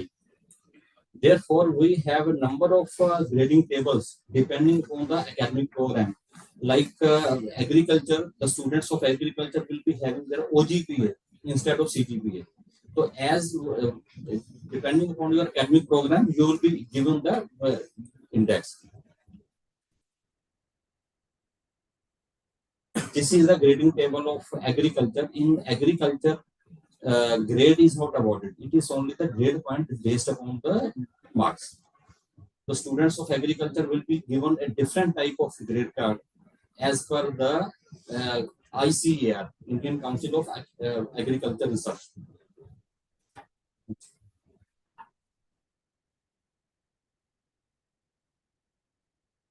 There are some important forms related to examinations which you will come to understand. See, there is a bona fide certificate which is given at the end of the program when you apply for the jobs and all. There are application form for grievance related to duplicate issuance of certificates. Similarly, if you apply for the review of answer sheet, there is a form. And for all backlog and regular exams, there are different forms. There is no need to note down these things, but yes, whenever the time comes, you will come to know through mail or through your WhatsApp group.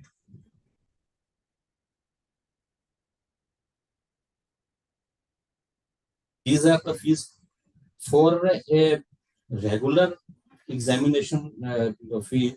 The fee component is 1,500 and for backlog it is 1,300. Again, this will be notified from time to time. But we want to convey to that we have a very structured system of our examination. Primarily, the idea is the examination is not totally automated.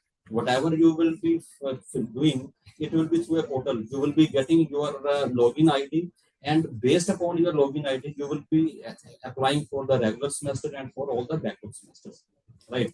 And at the end of the semester, your result will be notified through the portal, and you will be given a grade card for your performance.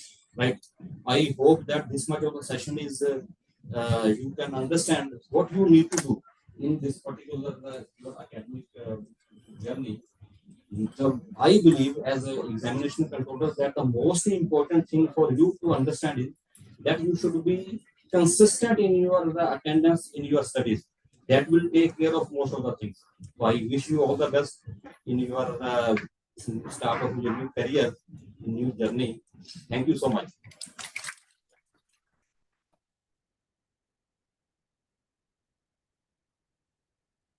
Thank you so much, sir, for clarifying all the details about rules and regulation regarding examination. Sir has described very minutely all the details. Students always kind of little bit they have the confusions regarding how the results are going to be calculated regarding CGPA and the further details. But I hope sir has beautifully explained all the details, and all the things are clear regarding examination rules, and you need to abide by those rules very sincerely. And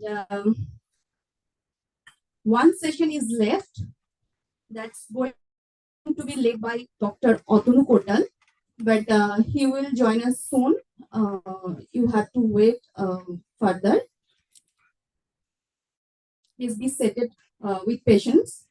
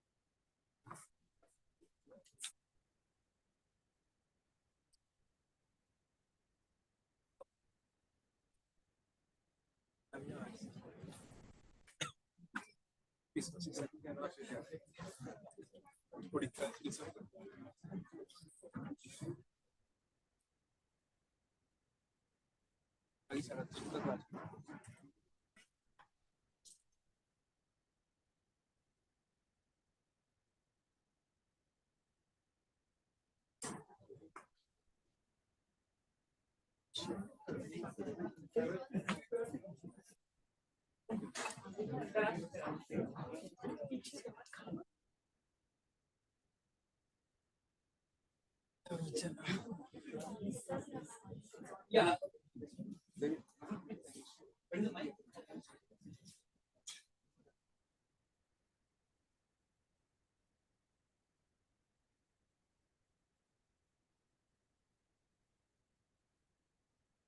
Yeah, so I can understand that you are quite impatient to go to the department. As you can understand, like I understand the composition of this room is multi-aligned to say that you belong to your respective departments, and since it's a university, we follow multiple affiliations.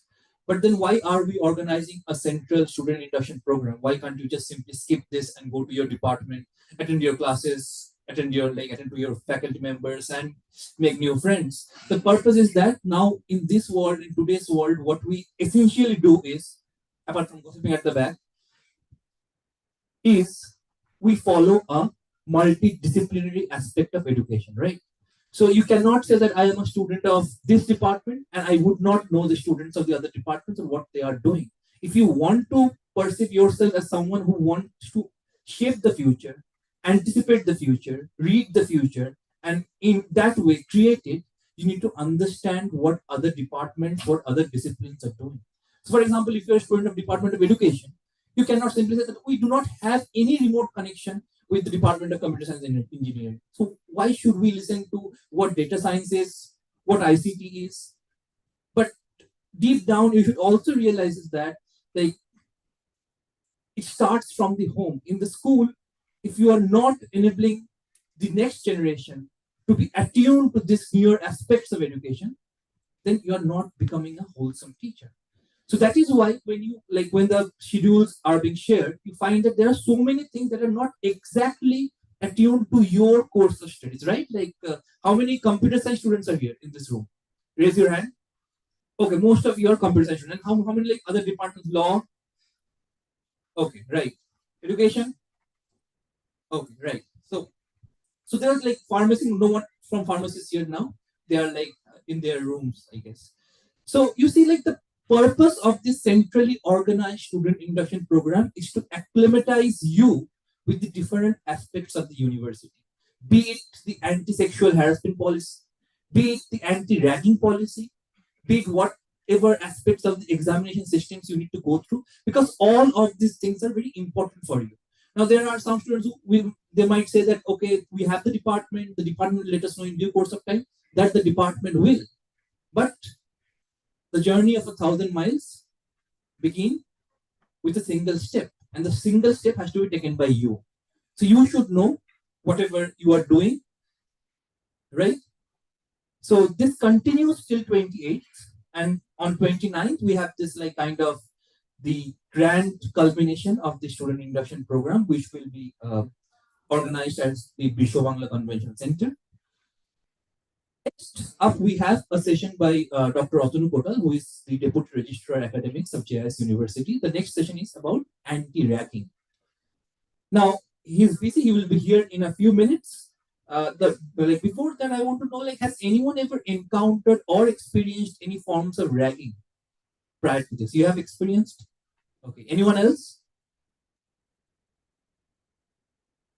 Anyone else who has experienced ragging in any form? Two, right? Okay. So can we like can you share what form of ragging you experienced if you are comfortable with it? Obviously, don't want to go. You're comfortable. Back in school, I used to be very much. I get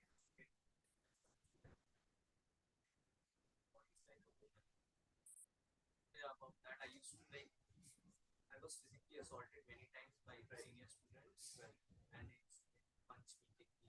Once, like by this hand, it was broken. It got fractured by a student. So after that, I like had to join self-defense lessons. Right after that, I took martial arts. That is how I like. That is how I learned to defend myself. And when I became a senior in 11, they were 1 year senior to me. And after like I remember this one day, like after taking lessons, I started regaining my confidence. And one day, three people ganged up on me. I was able to defend myself somehow. And I thank martial arts that I was actually able to defend myself because of the teachings, the disciplines that my sensei gave upon he bestowed upon me. And that is how I found my confidence back. That is how I again learned how to defend myself, how to stand my own ground.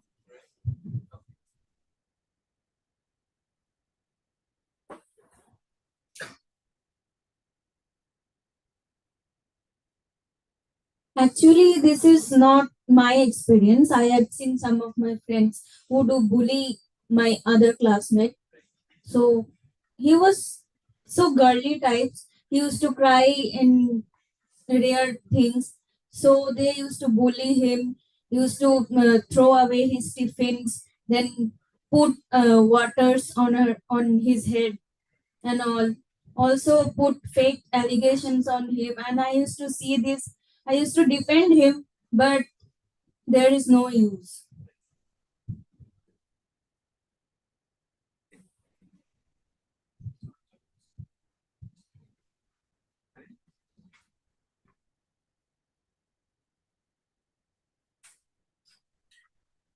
So why I asked you about this is that yes, like bullying is very pervasive, be it in our society, be it in the Western society. We think for a moment, let's say that we are in India and we are quite backward people here. Because the moment we see Westerners, the moment we see Western population, we think that they're very cultured, they're very like disciplined, they have achieved everything in their lives, and we are trailing behind. That's not true. Bullying is as a concept, as a practice. I think we have kind of imported it from the West. Now, bullying is very pervasive. What starts up as bullying in the university, in the school, concatenates or translates itself into ragging in the university, right? So last year, I think when you were in your class 11 trying to move on to class 12, you came to Jadavpur University, who went through multiple rounds of ragging, and thereby, at the end, he lost his life. Very unfortunate incident. But this happens today, this happens in our world, right? Like how many of you are even aware about this incident, like a student lost his life last year? A very few, a very few. Now, this is where the problem starts. You should realize what ragging is. You should realize that friendly banter, friendly cussing, and it's different from bullying, right? So, in this university, as it should be in all other universities of India and the world at large, we do not take any instances of ragging. We do not tolerate any instances of ragging. You cannot pass yourself off like, oh, I beat him up because it was his birthday. Right? We all do like what, like we have designed like favorable ways of beating your friends up, like what birthday bounce or something like that. But you see, like if you are doing this without the permission, if you are transgressing the private space of another human being, private space means we all have our preferences, we all have our limitations. Like she said that the boy was girl. So what is a girly boy? Somebody said like he said that like I was overweight And that is why people like ganged up on me. Like, what gives people this access to bully someone, to exercise their will on someone else? Because apparently they think that, quote unquote, they might be weak. But here in this university, as all other universities in India, we do maintain a very strict vigil on ragging. If you are encountering any instances of ragging, if you are encountering, even if your friends are being ragged upon, so to speak, you can directly contact the authorities. Now, the deputy registrar academics will let us know. There are other seniors here. They're obviously there to help you. So we wait for the deputy registrar for like 2 minutes. He will be here anytime soon now. But let me tell you, as a prelude to everything, let me tell you that if you have faced any instances of ragging till now or in the future, the university is very alert to these things.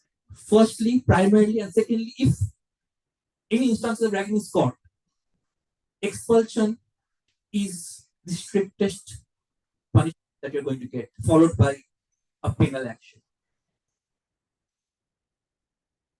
Right? Now, someone was saying, is there anyone whose first day is today? Is there anyone in this auditorium? 1, 2, 3, like today, like 5 students, right? 6 students. All of you are from, you're from which department? CSE, you? CSE. PSC of biotechnology. At the last row?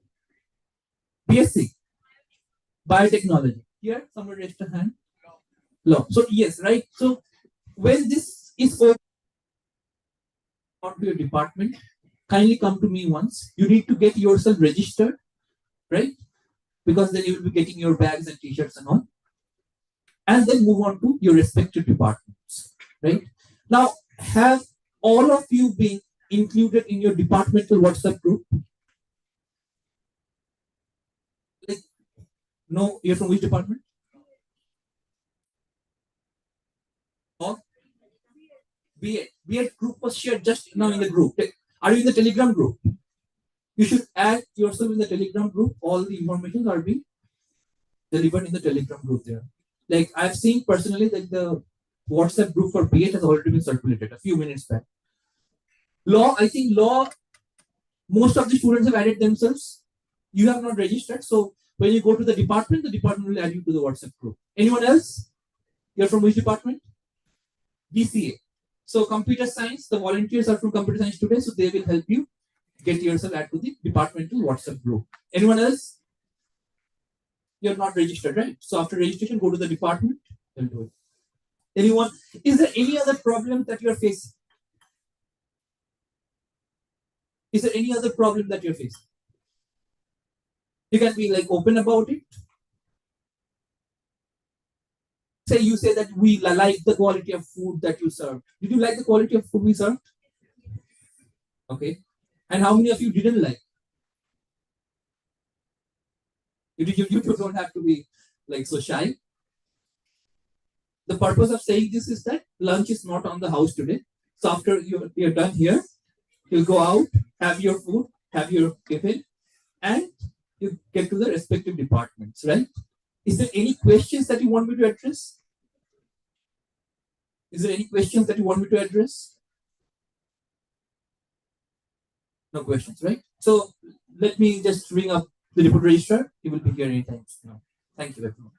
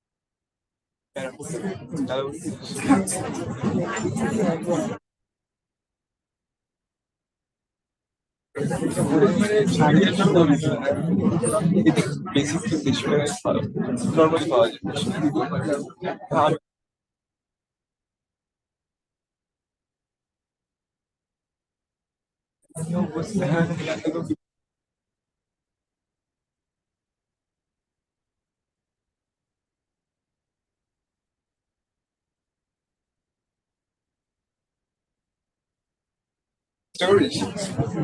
Yes.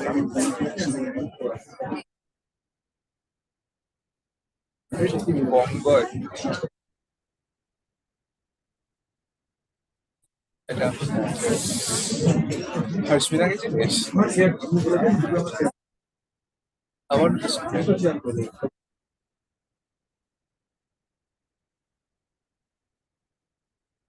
Four গেছে পড়েছে 4 না 5 4 5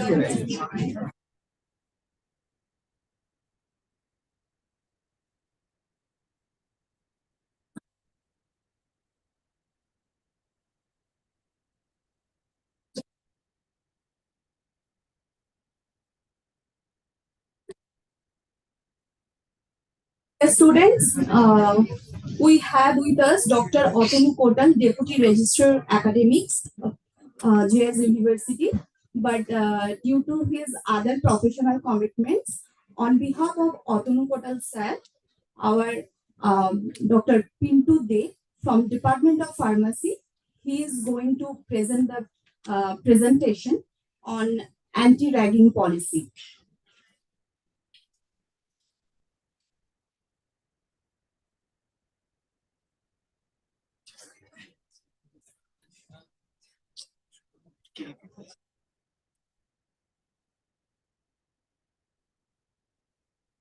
Welcome Dr. Pintu Kumar De from Department of Pharmacy. He is going to deliver the presentation. Please, sir.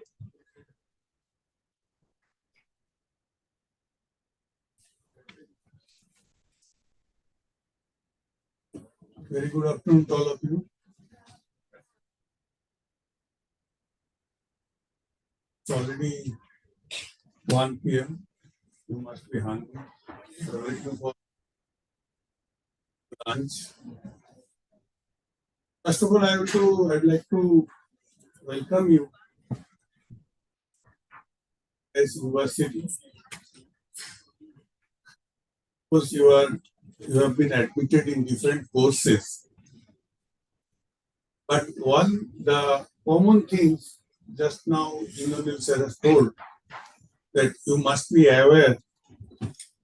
I think all of you are aware about the term ragging. Is it not? You have any idea? Who is not having any idea about ragging? And I heard that most of you don't know the recent past incident of last year. Many of you may not know or may be knowing little or partial. The dreadful things happened, unfortunate incident happened that is never expected by any family member. But still it happened rarely in some institutes. But I'm assuring you that JIS University has zero tolerance in ragging. Now, many of you may define ragging in many ways. As I listen from your classmates or yearmates from different departments in their school, this thing might not be termed as ragging, what they have told, that bullying something and doing some beating somebody, and when you are beaten or you are doing mistakes, sometimes your parents may be called, and they are not putting it in that clause, these types of act. They are not putting in the clause of ragging. Have your teacher told you that you have done ragging to your friends? They never used that term. But whenever you entered in the college or university, be careful. Be careful, because it is not only done by the seniors, maybe from the same batchmates also. How we can define? I have opened this UGC regulation. There are so many things written over there. I'm not going in detail, but some points we will discuss. Let me, if anybody having any idea about ragging, I will listen to that, him or her. Anything you know that these are the acts coming under ragging. Anybody having any idea? You don't have. Yeah. Have any idea? Anything, any act you think have no idea about ragging.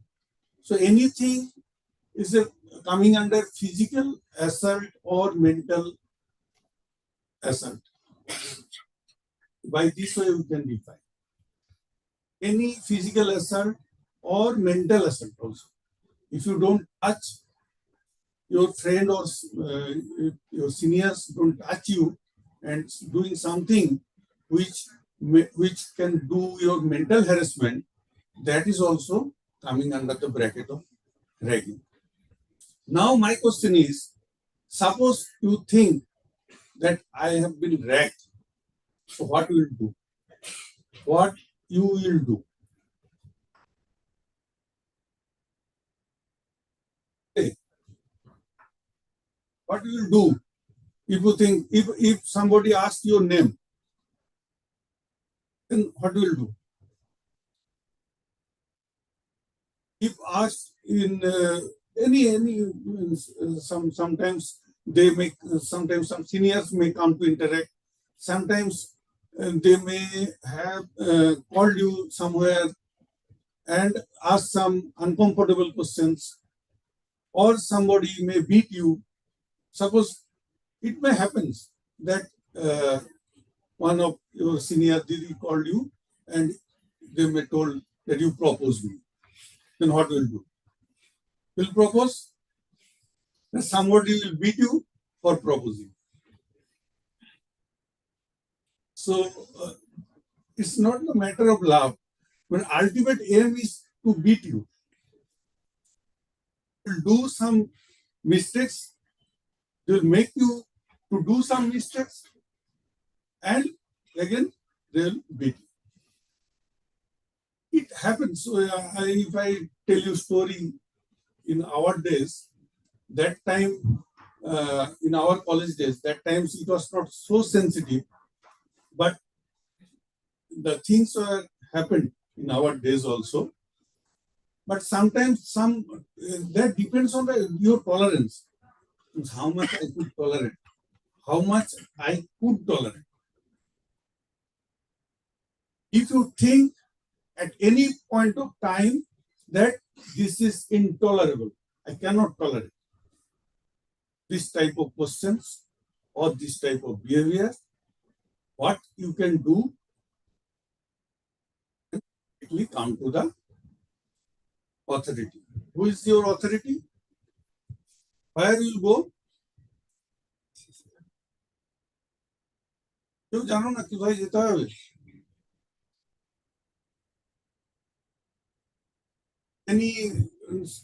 Because already some sessions are completed in this today in the first shift. At the beginning, Arindam sir taken a session for mentorship. All of you will be assigned one mentor, teacher mentor. Have a teacher mentor. Okay. First of all, in your department, for every department, there is a head of the department, HOD. Then there may be a class coordinator. You may have a class coordinator. You may have some class teachers. And especially one mentor is given. Suppose you are under my mentorship. So I am the first person you should report. First go to your mentor. So this thing happened to me and I don't like, he will behave like this with me. So I'm informing you, he or she will guide you what to do. First thing. There are some committees. I'll be coming to that committee, anti-ragging committee, anti-ragging squad, flying squad, everything are there. And there you can officially lodge a complaint. But before that, any incident comes for the first time. If you think that this is the first time, okay, let it be. Let it come to the second time or third time, then we will go. No. If at any moment of time, even if it is first time, you feel uncomfortable by behavior or some physical assault or mental assault by anyone, or from your classmate or by the seniors.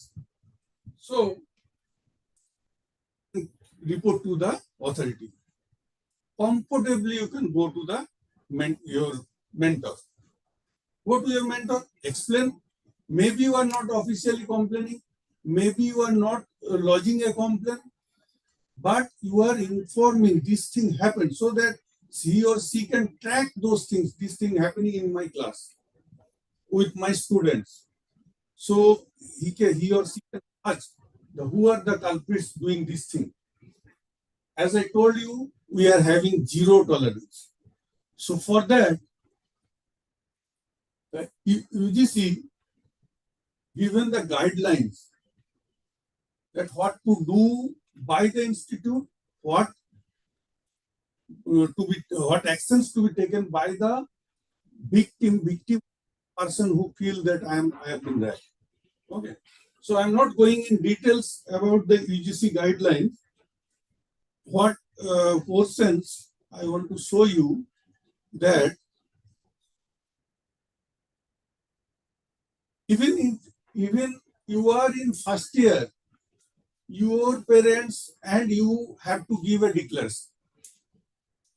You have to give a declaration, not only by you, for all the students, existing students from the first year to final year, all has to give a declaration. In declaration, what you are declaring, showing you the declaration.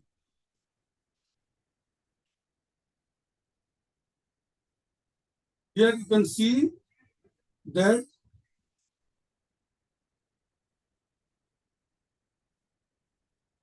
you have received the copy of UGC regulations. So you have to see the UGC regulations which I was showing in another slide. I have also in particular pursued the clause. There are some clause written there. So for that, main gist I am telling you that there are UGC regulations. You have to read line by line the full regulation. It is not possible to discuss the full regulation here, but you have to read the regulations. What are the objectives of making these regulations, and what do you mean by the ragging? You have to read the regulation, and you are giving the declaration that I will not involve in this type of act.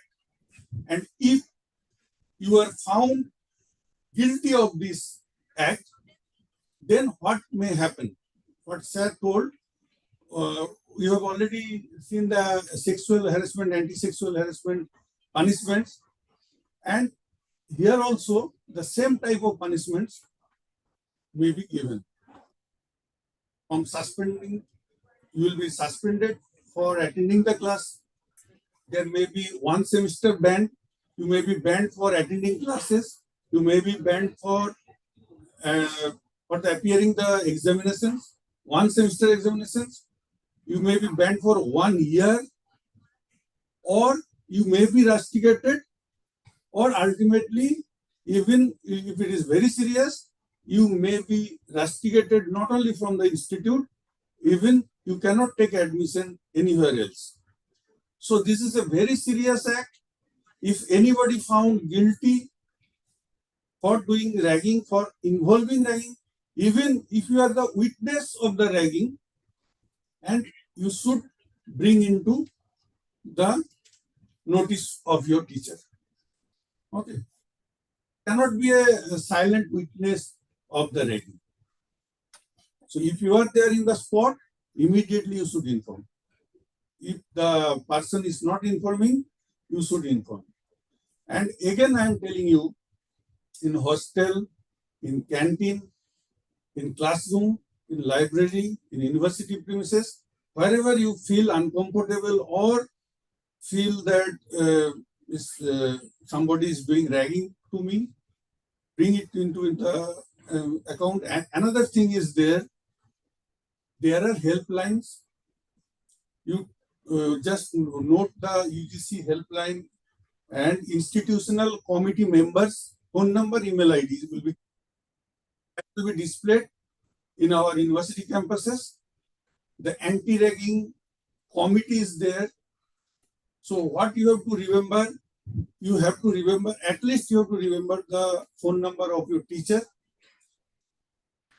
If you don't get any response from the teacher, you go to the committee, anti-ragging committee.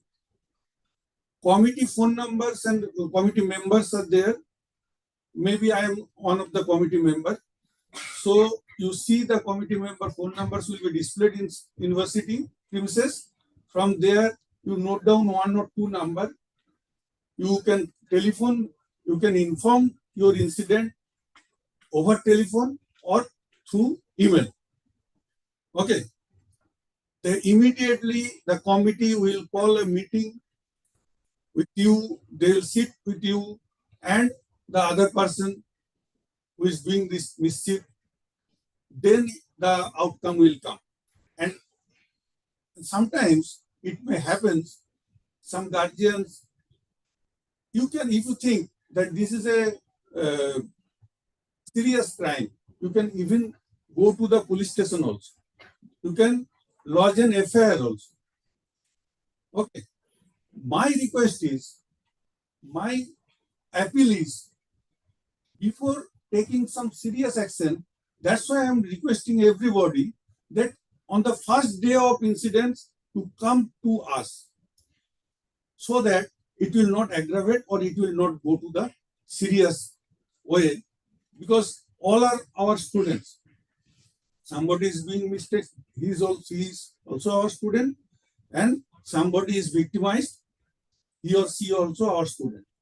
So rectification of students is the responsibility of teachers also.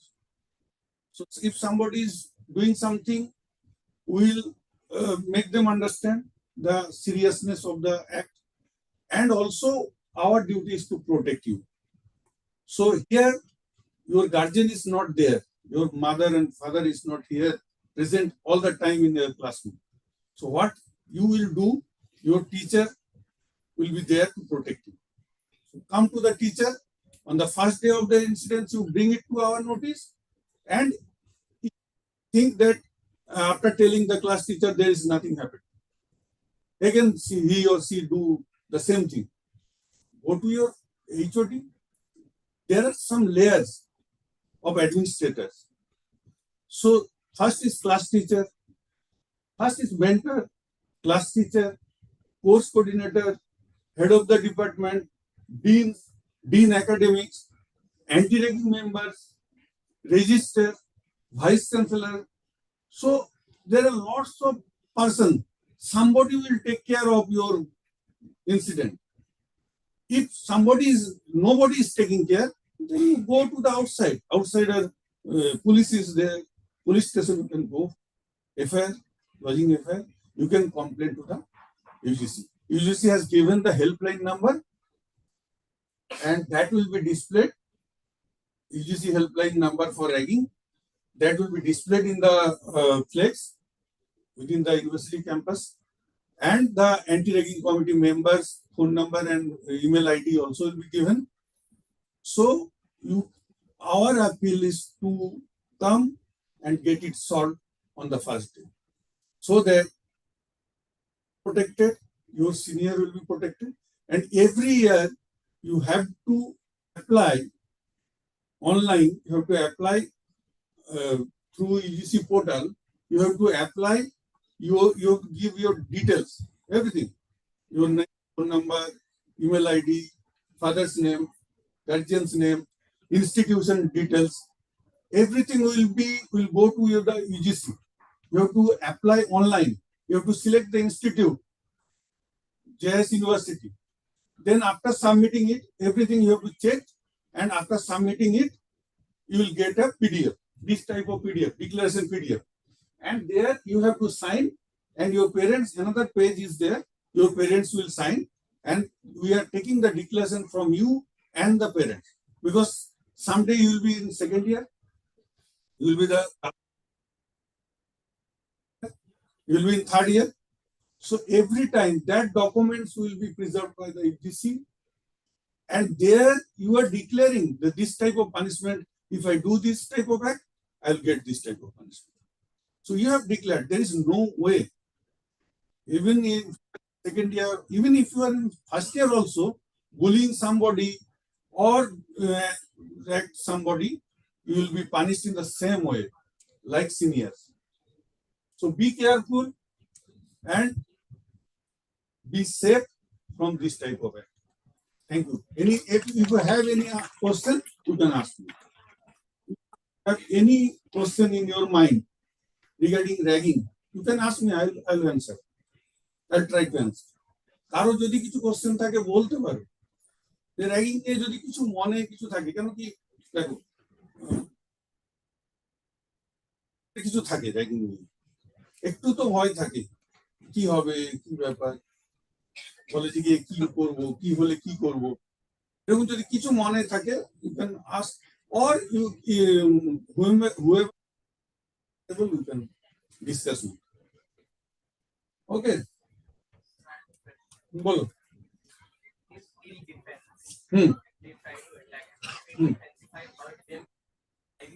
No, that comes under fighting. If I try to defend myself. No. What I am telling you, what they will do. Firstly, nobody will. I think physical abuse is the later stage. Firstly, they will try to kill you mentally, harass you mentally. Okay. একদম প্রথমে তোমাকে পাঁচ মেরে দেবেন, হয়তো তোমার কোনো একটা অ্যাক্ট গিয়ে হয়তো তাদের খারাপ লাগলো, কি তাকে হিট ব্যাক করলাম, আমি তো ক্যারাটে মাস্টার বা আমি তো অলরেডি আছি, করতে যাবেন। আমি যদি এল্ডার ব্রাদার, আমি যদি আমার ভাই হোক, নিজের ভাই হোক, তোকে বলবো করো না, কিছুই করবে না, কিছু কতদূর করবে, একটা মারলে থেমে যেতে পারে, কিন্তু তুমি যদি মারতে শুরু করো এটা কন্টিনিউ হতে পারে, আরো সিরিয়াস মানে হয়ে যেতে পারে। তো সেখান থেকে তুমি immediately how to plan how to escape, ওখান থেকে কিভাবে বেরিয়ে চলে আসতে পারো। ইমিডিয়েটলি ক্যাম্পাসের মধ্যে সিসিটিভি আছে, everywhere CCTV vigilance is there, so try to escape from that area and immediately notice it too. মারামারি করতে যাবে না, কিছুই করতে যাবে না, এখানে আমাদের প্র্যাকটিসই নেই, এক্সপিরিয়েন্সও নেই, ফর লং লাস্ট 2-3 ইয়ার্স সেরকম ধরনের কোনো মেজর ইনসিডেন্ট নেই, মেজর কিছু হয় না, সবাই জানে, আমরা প্রত্যেককে অ্যাওয়ার করি, তোমাদের যেমন অ্যাওয়ার করছি, তোমাদের কাছ থেকেও ডিক্লারেশন দিতে হচ্ছে। কেন? why first year students are giving declaration? Because he told that classmates may bully somebody, ক্লাসমেটরাও নিজেদেরকে র্যাগিং করতে পারে, 2-3 জন প্রথম এসে ফার্স্ট ডে, সে জানি না who is the senior who is junior, তোমরা প্রথম দিন থেকে আসতে জেনে গেছো যে আমরা কি জুনিয়র, নিলেও তো আজকে এসছে, তাহলে আমি একটু সিনিয়র হয়ে ওকে একটু অ্যাক্ট করি, হতে পারে। ডিক্লারেশন না, তোমার পেরেন্টসও ডিক্লারেশন দিচ্ছে, পেরেন্টসেরও কিচ্ছু করার থাকবে না, যদি তোমার স্টুডেন্টশিপ চলে যায় কিচ্ছু করার থাকবে না, তাও যদি ভর্তি না হতে পারো কিছু করার। সিমিলারলি মনে রাখবে যে আমার সিনিয়ররাও ডিক্লারেশন দিয়েছে, তাদের গার্জিয়ানরাও ডিক্লারেশন দিয়েছে, আমাকেও দিতে হয়েছে, আমারও ছেলে ফার্স্ট ইয়ারে এবছর ভর্তি হয়েছে, I have submitted the declaration. একটা থাপ্পড় মারলে তুই খেয়ে চলে আয়, রেস্ট আই উইল সি। কারো ক্ষমতা থাকে একটা গায়ে জাস্ট একটা থাপ্পড় মেরে দিক চলে আসে, আর কিছু না।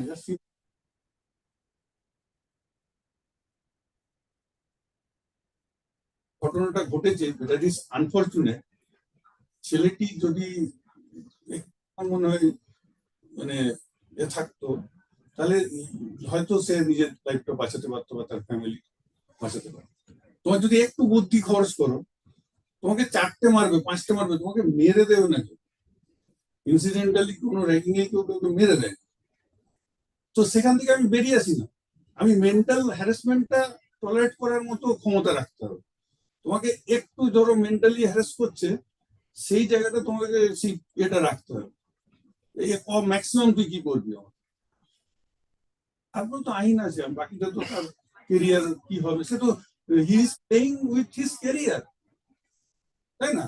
ও তো তার কেরিয়ার নিয়ে খেলছে, আমি তো খেলছি না।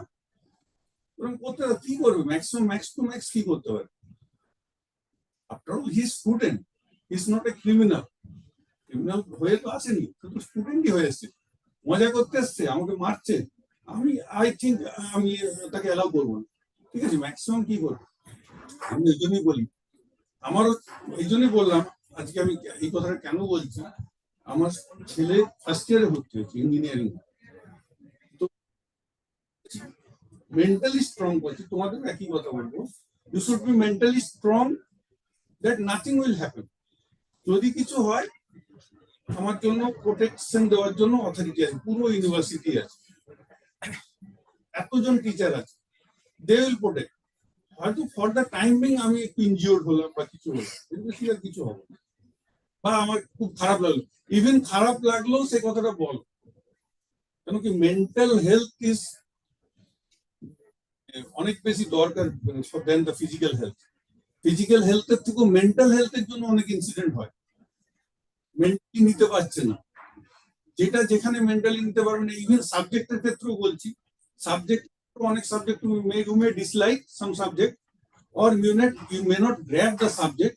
You come to your mentor and discuss. That's why mentor. In every problem you come to your mentor.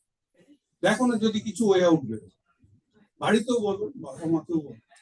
Okay, thank you. Thank you so much, sir. Now I would like to invite Mrs. Orchita Pal to convey the vote of thanks for today's program. Thank you, ma'am. Firstly, I want to thank all the speakers of today. Dr. Random Maiti from Pharmacy Department, from CSE Department, Dr. Dharampal Singh, and Dr. Shomi De from the Department of Mathematics, Mrs. Momala Bhattacharya from Juridical Science Department, and Dr. Pintu Kumar De from Department of Pharmacy. I want to thank our Vice Chancellor, sir, Dr. Bhavesh Bhattacharya, sir, our Dean Academic, sir, H.S. Maji, sir, our Deputy Registrar, sir, Dr. Atunu Kotal, sir, and obviously Indranil Banerjee, sir, and Kavya, ma'am, for your support. Have a wonderful day ahead. Thank you so much, students, for your patience. Now you can join your department. Thank you. Thank you, ma'am, for coordinating today. Like all of you who are done, you can go and have your food. This is incidentally the lunch hour. Your next class timing starts from 1:50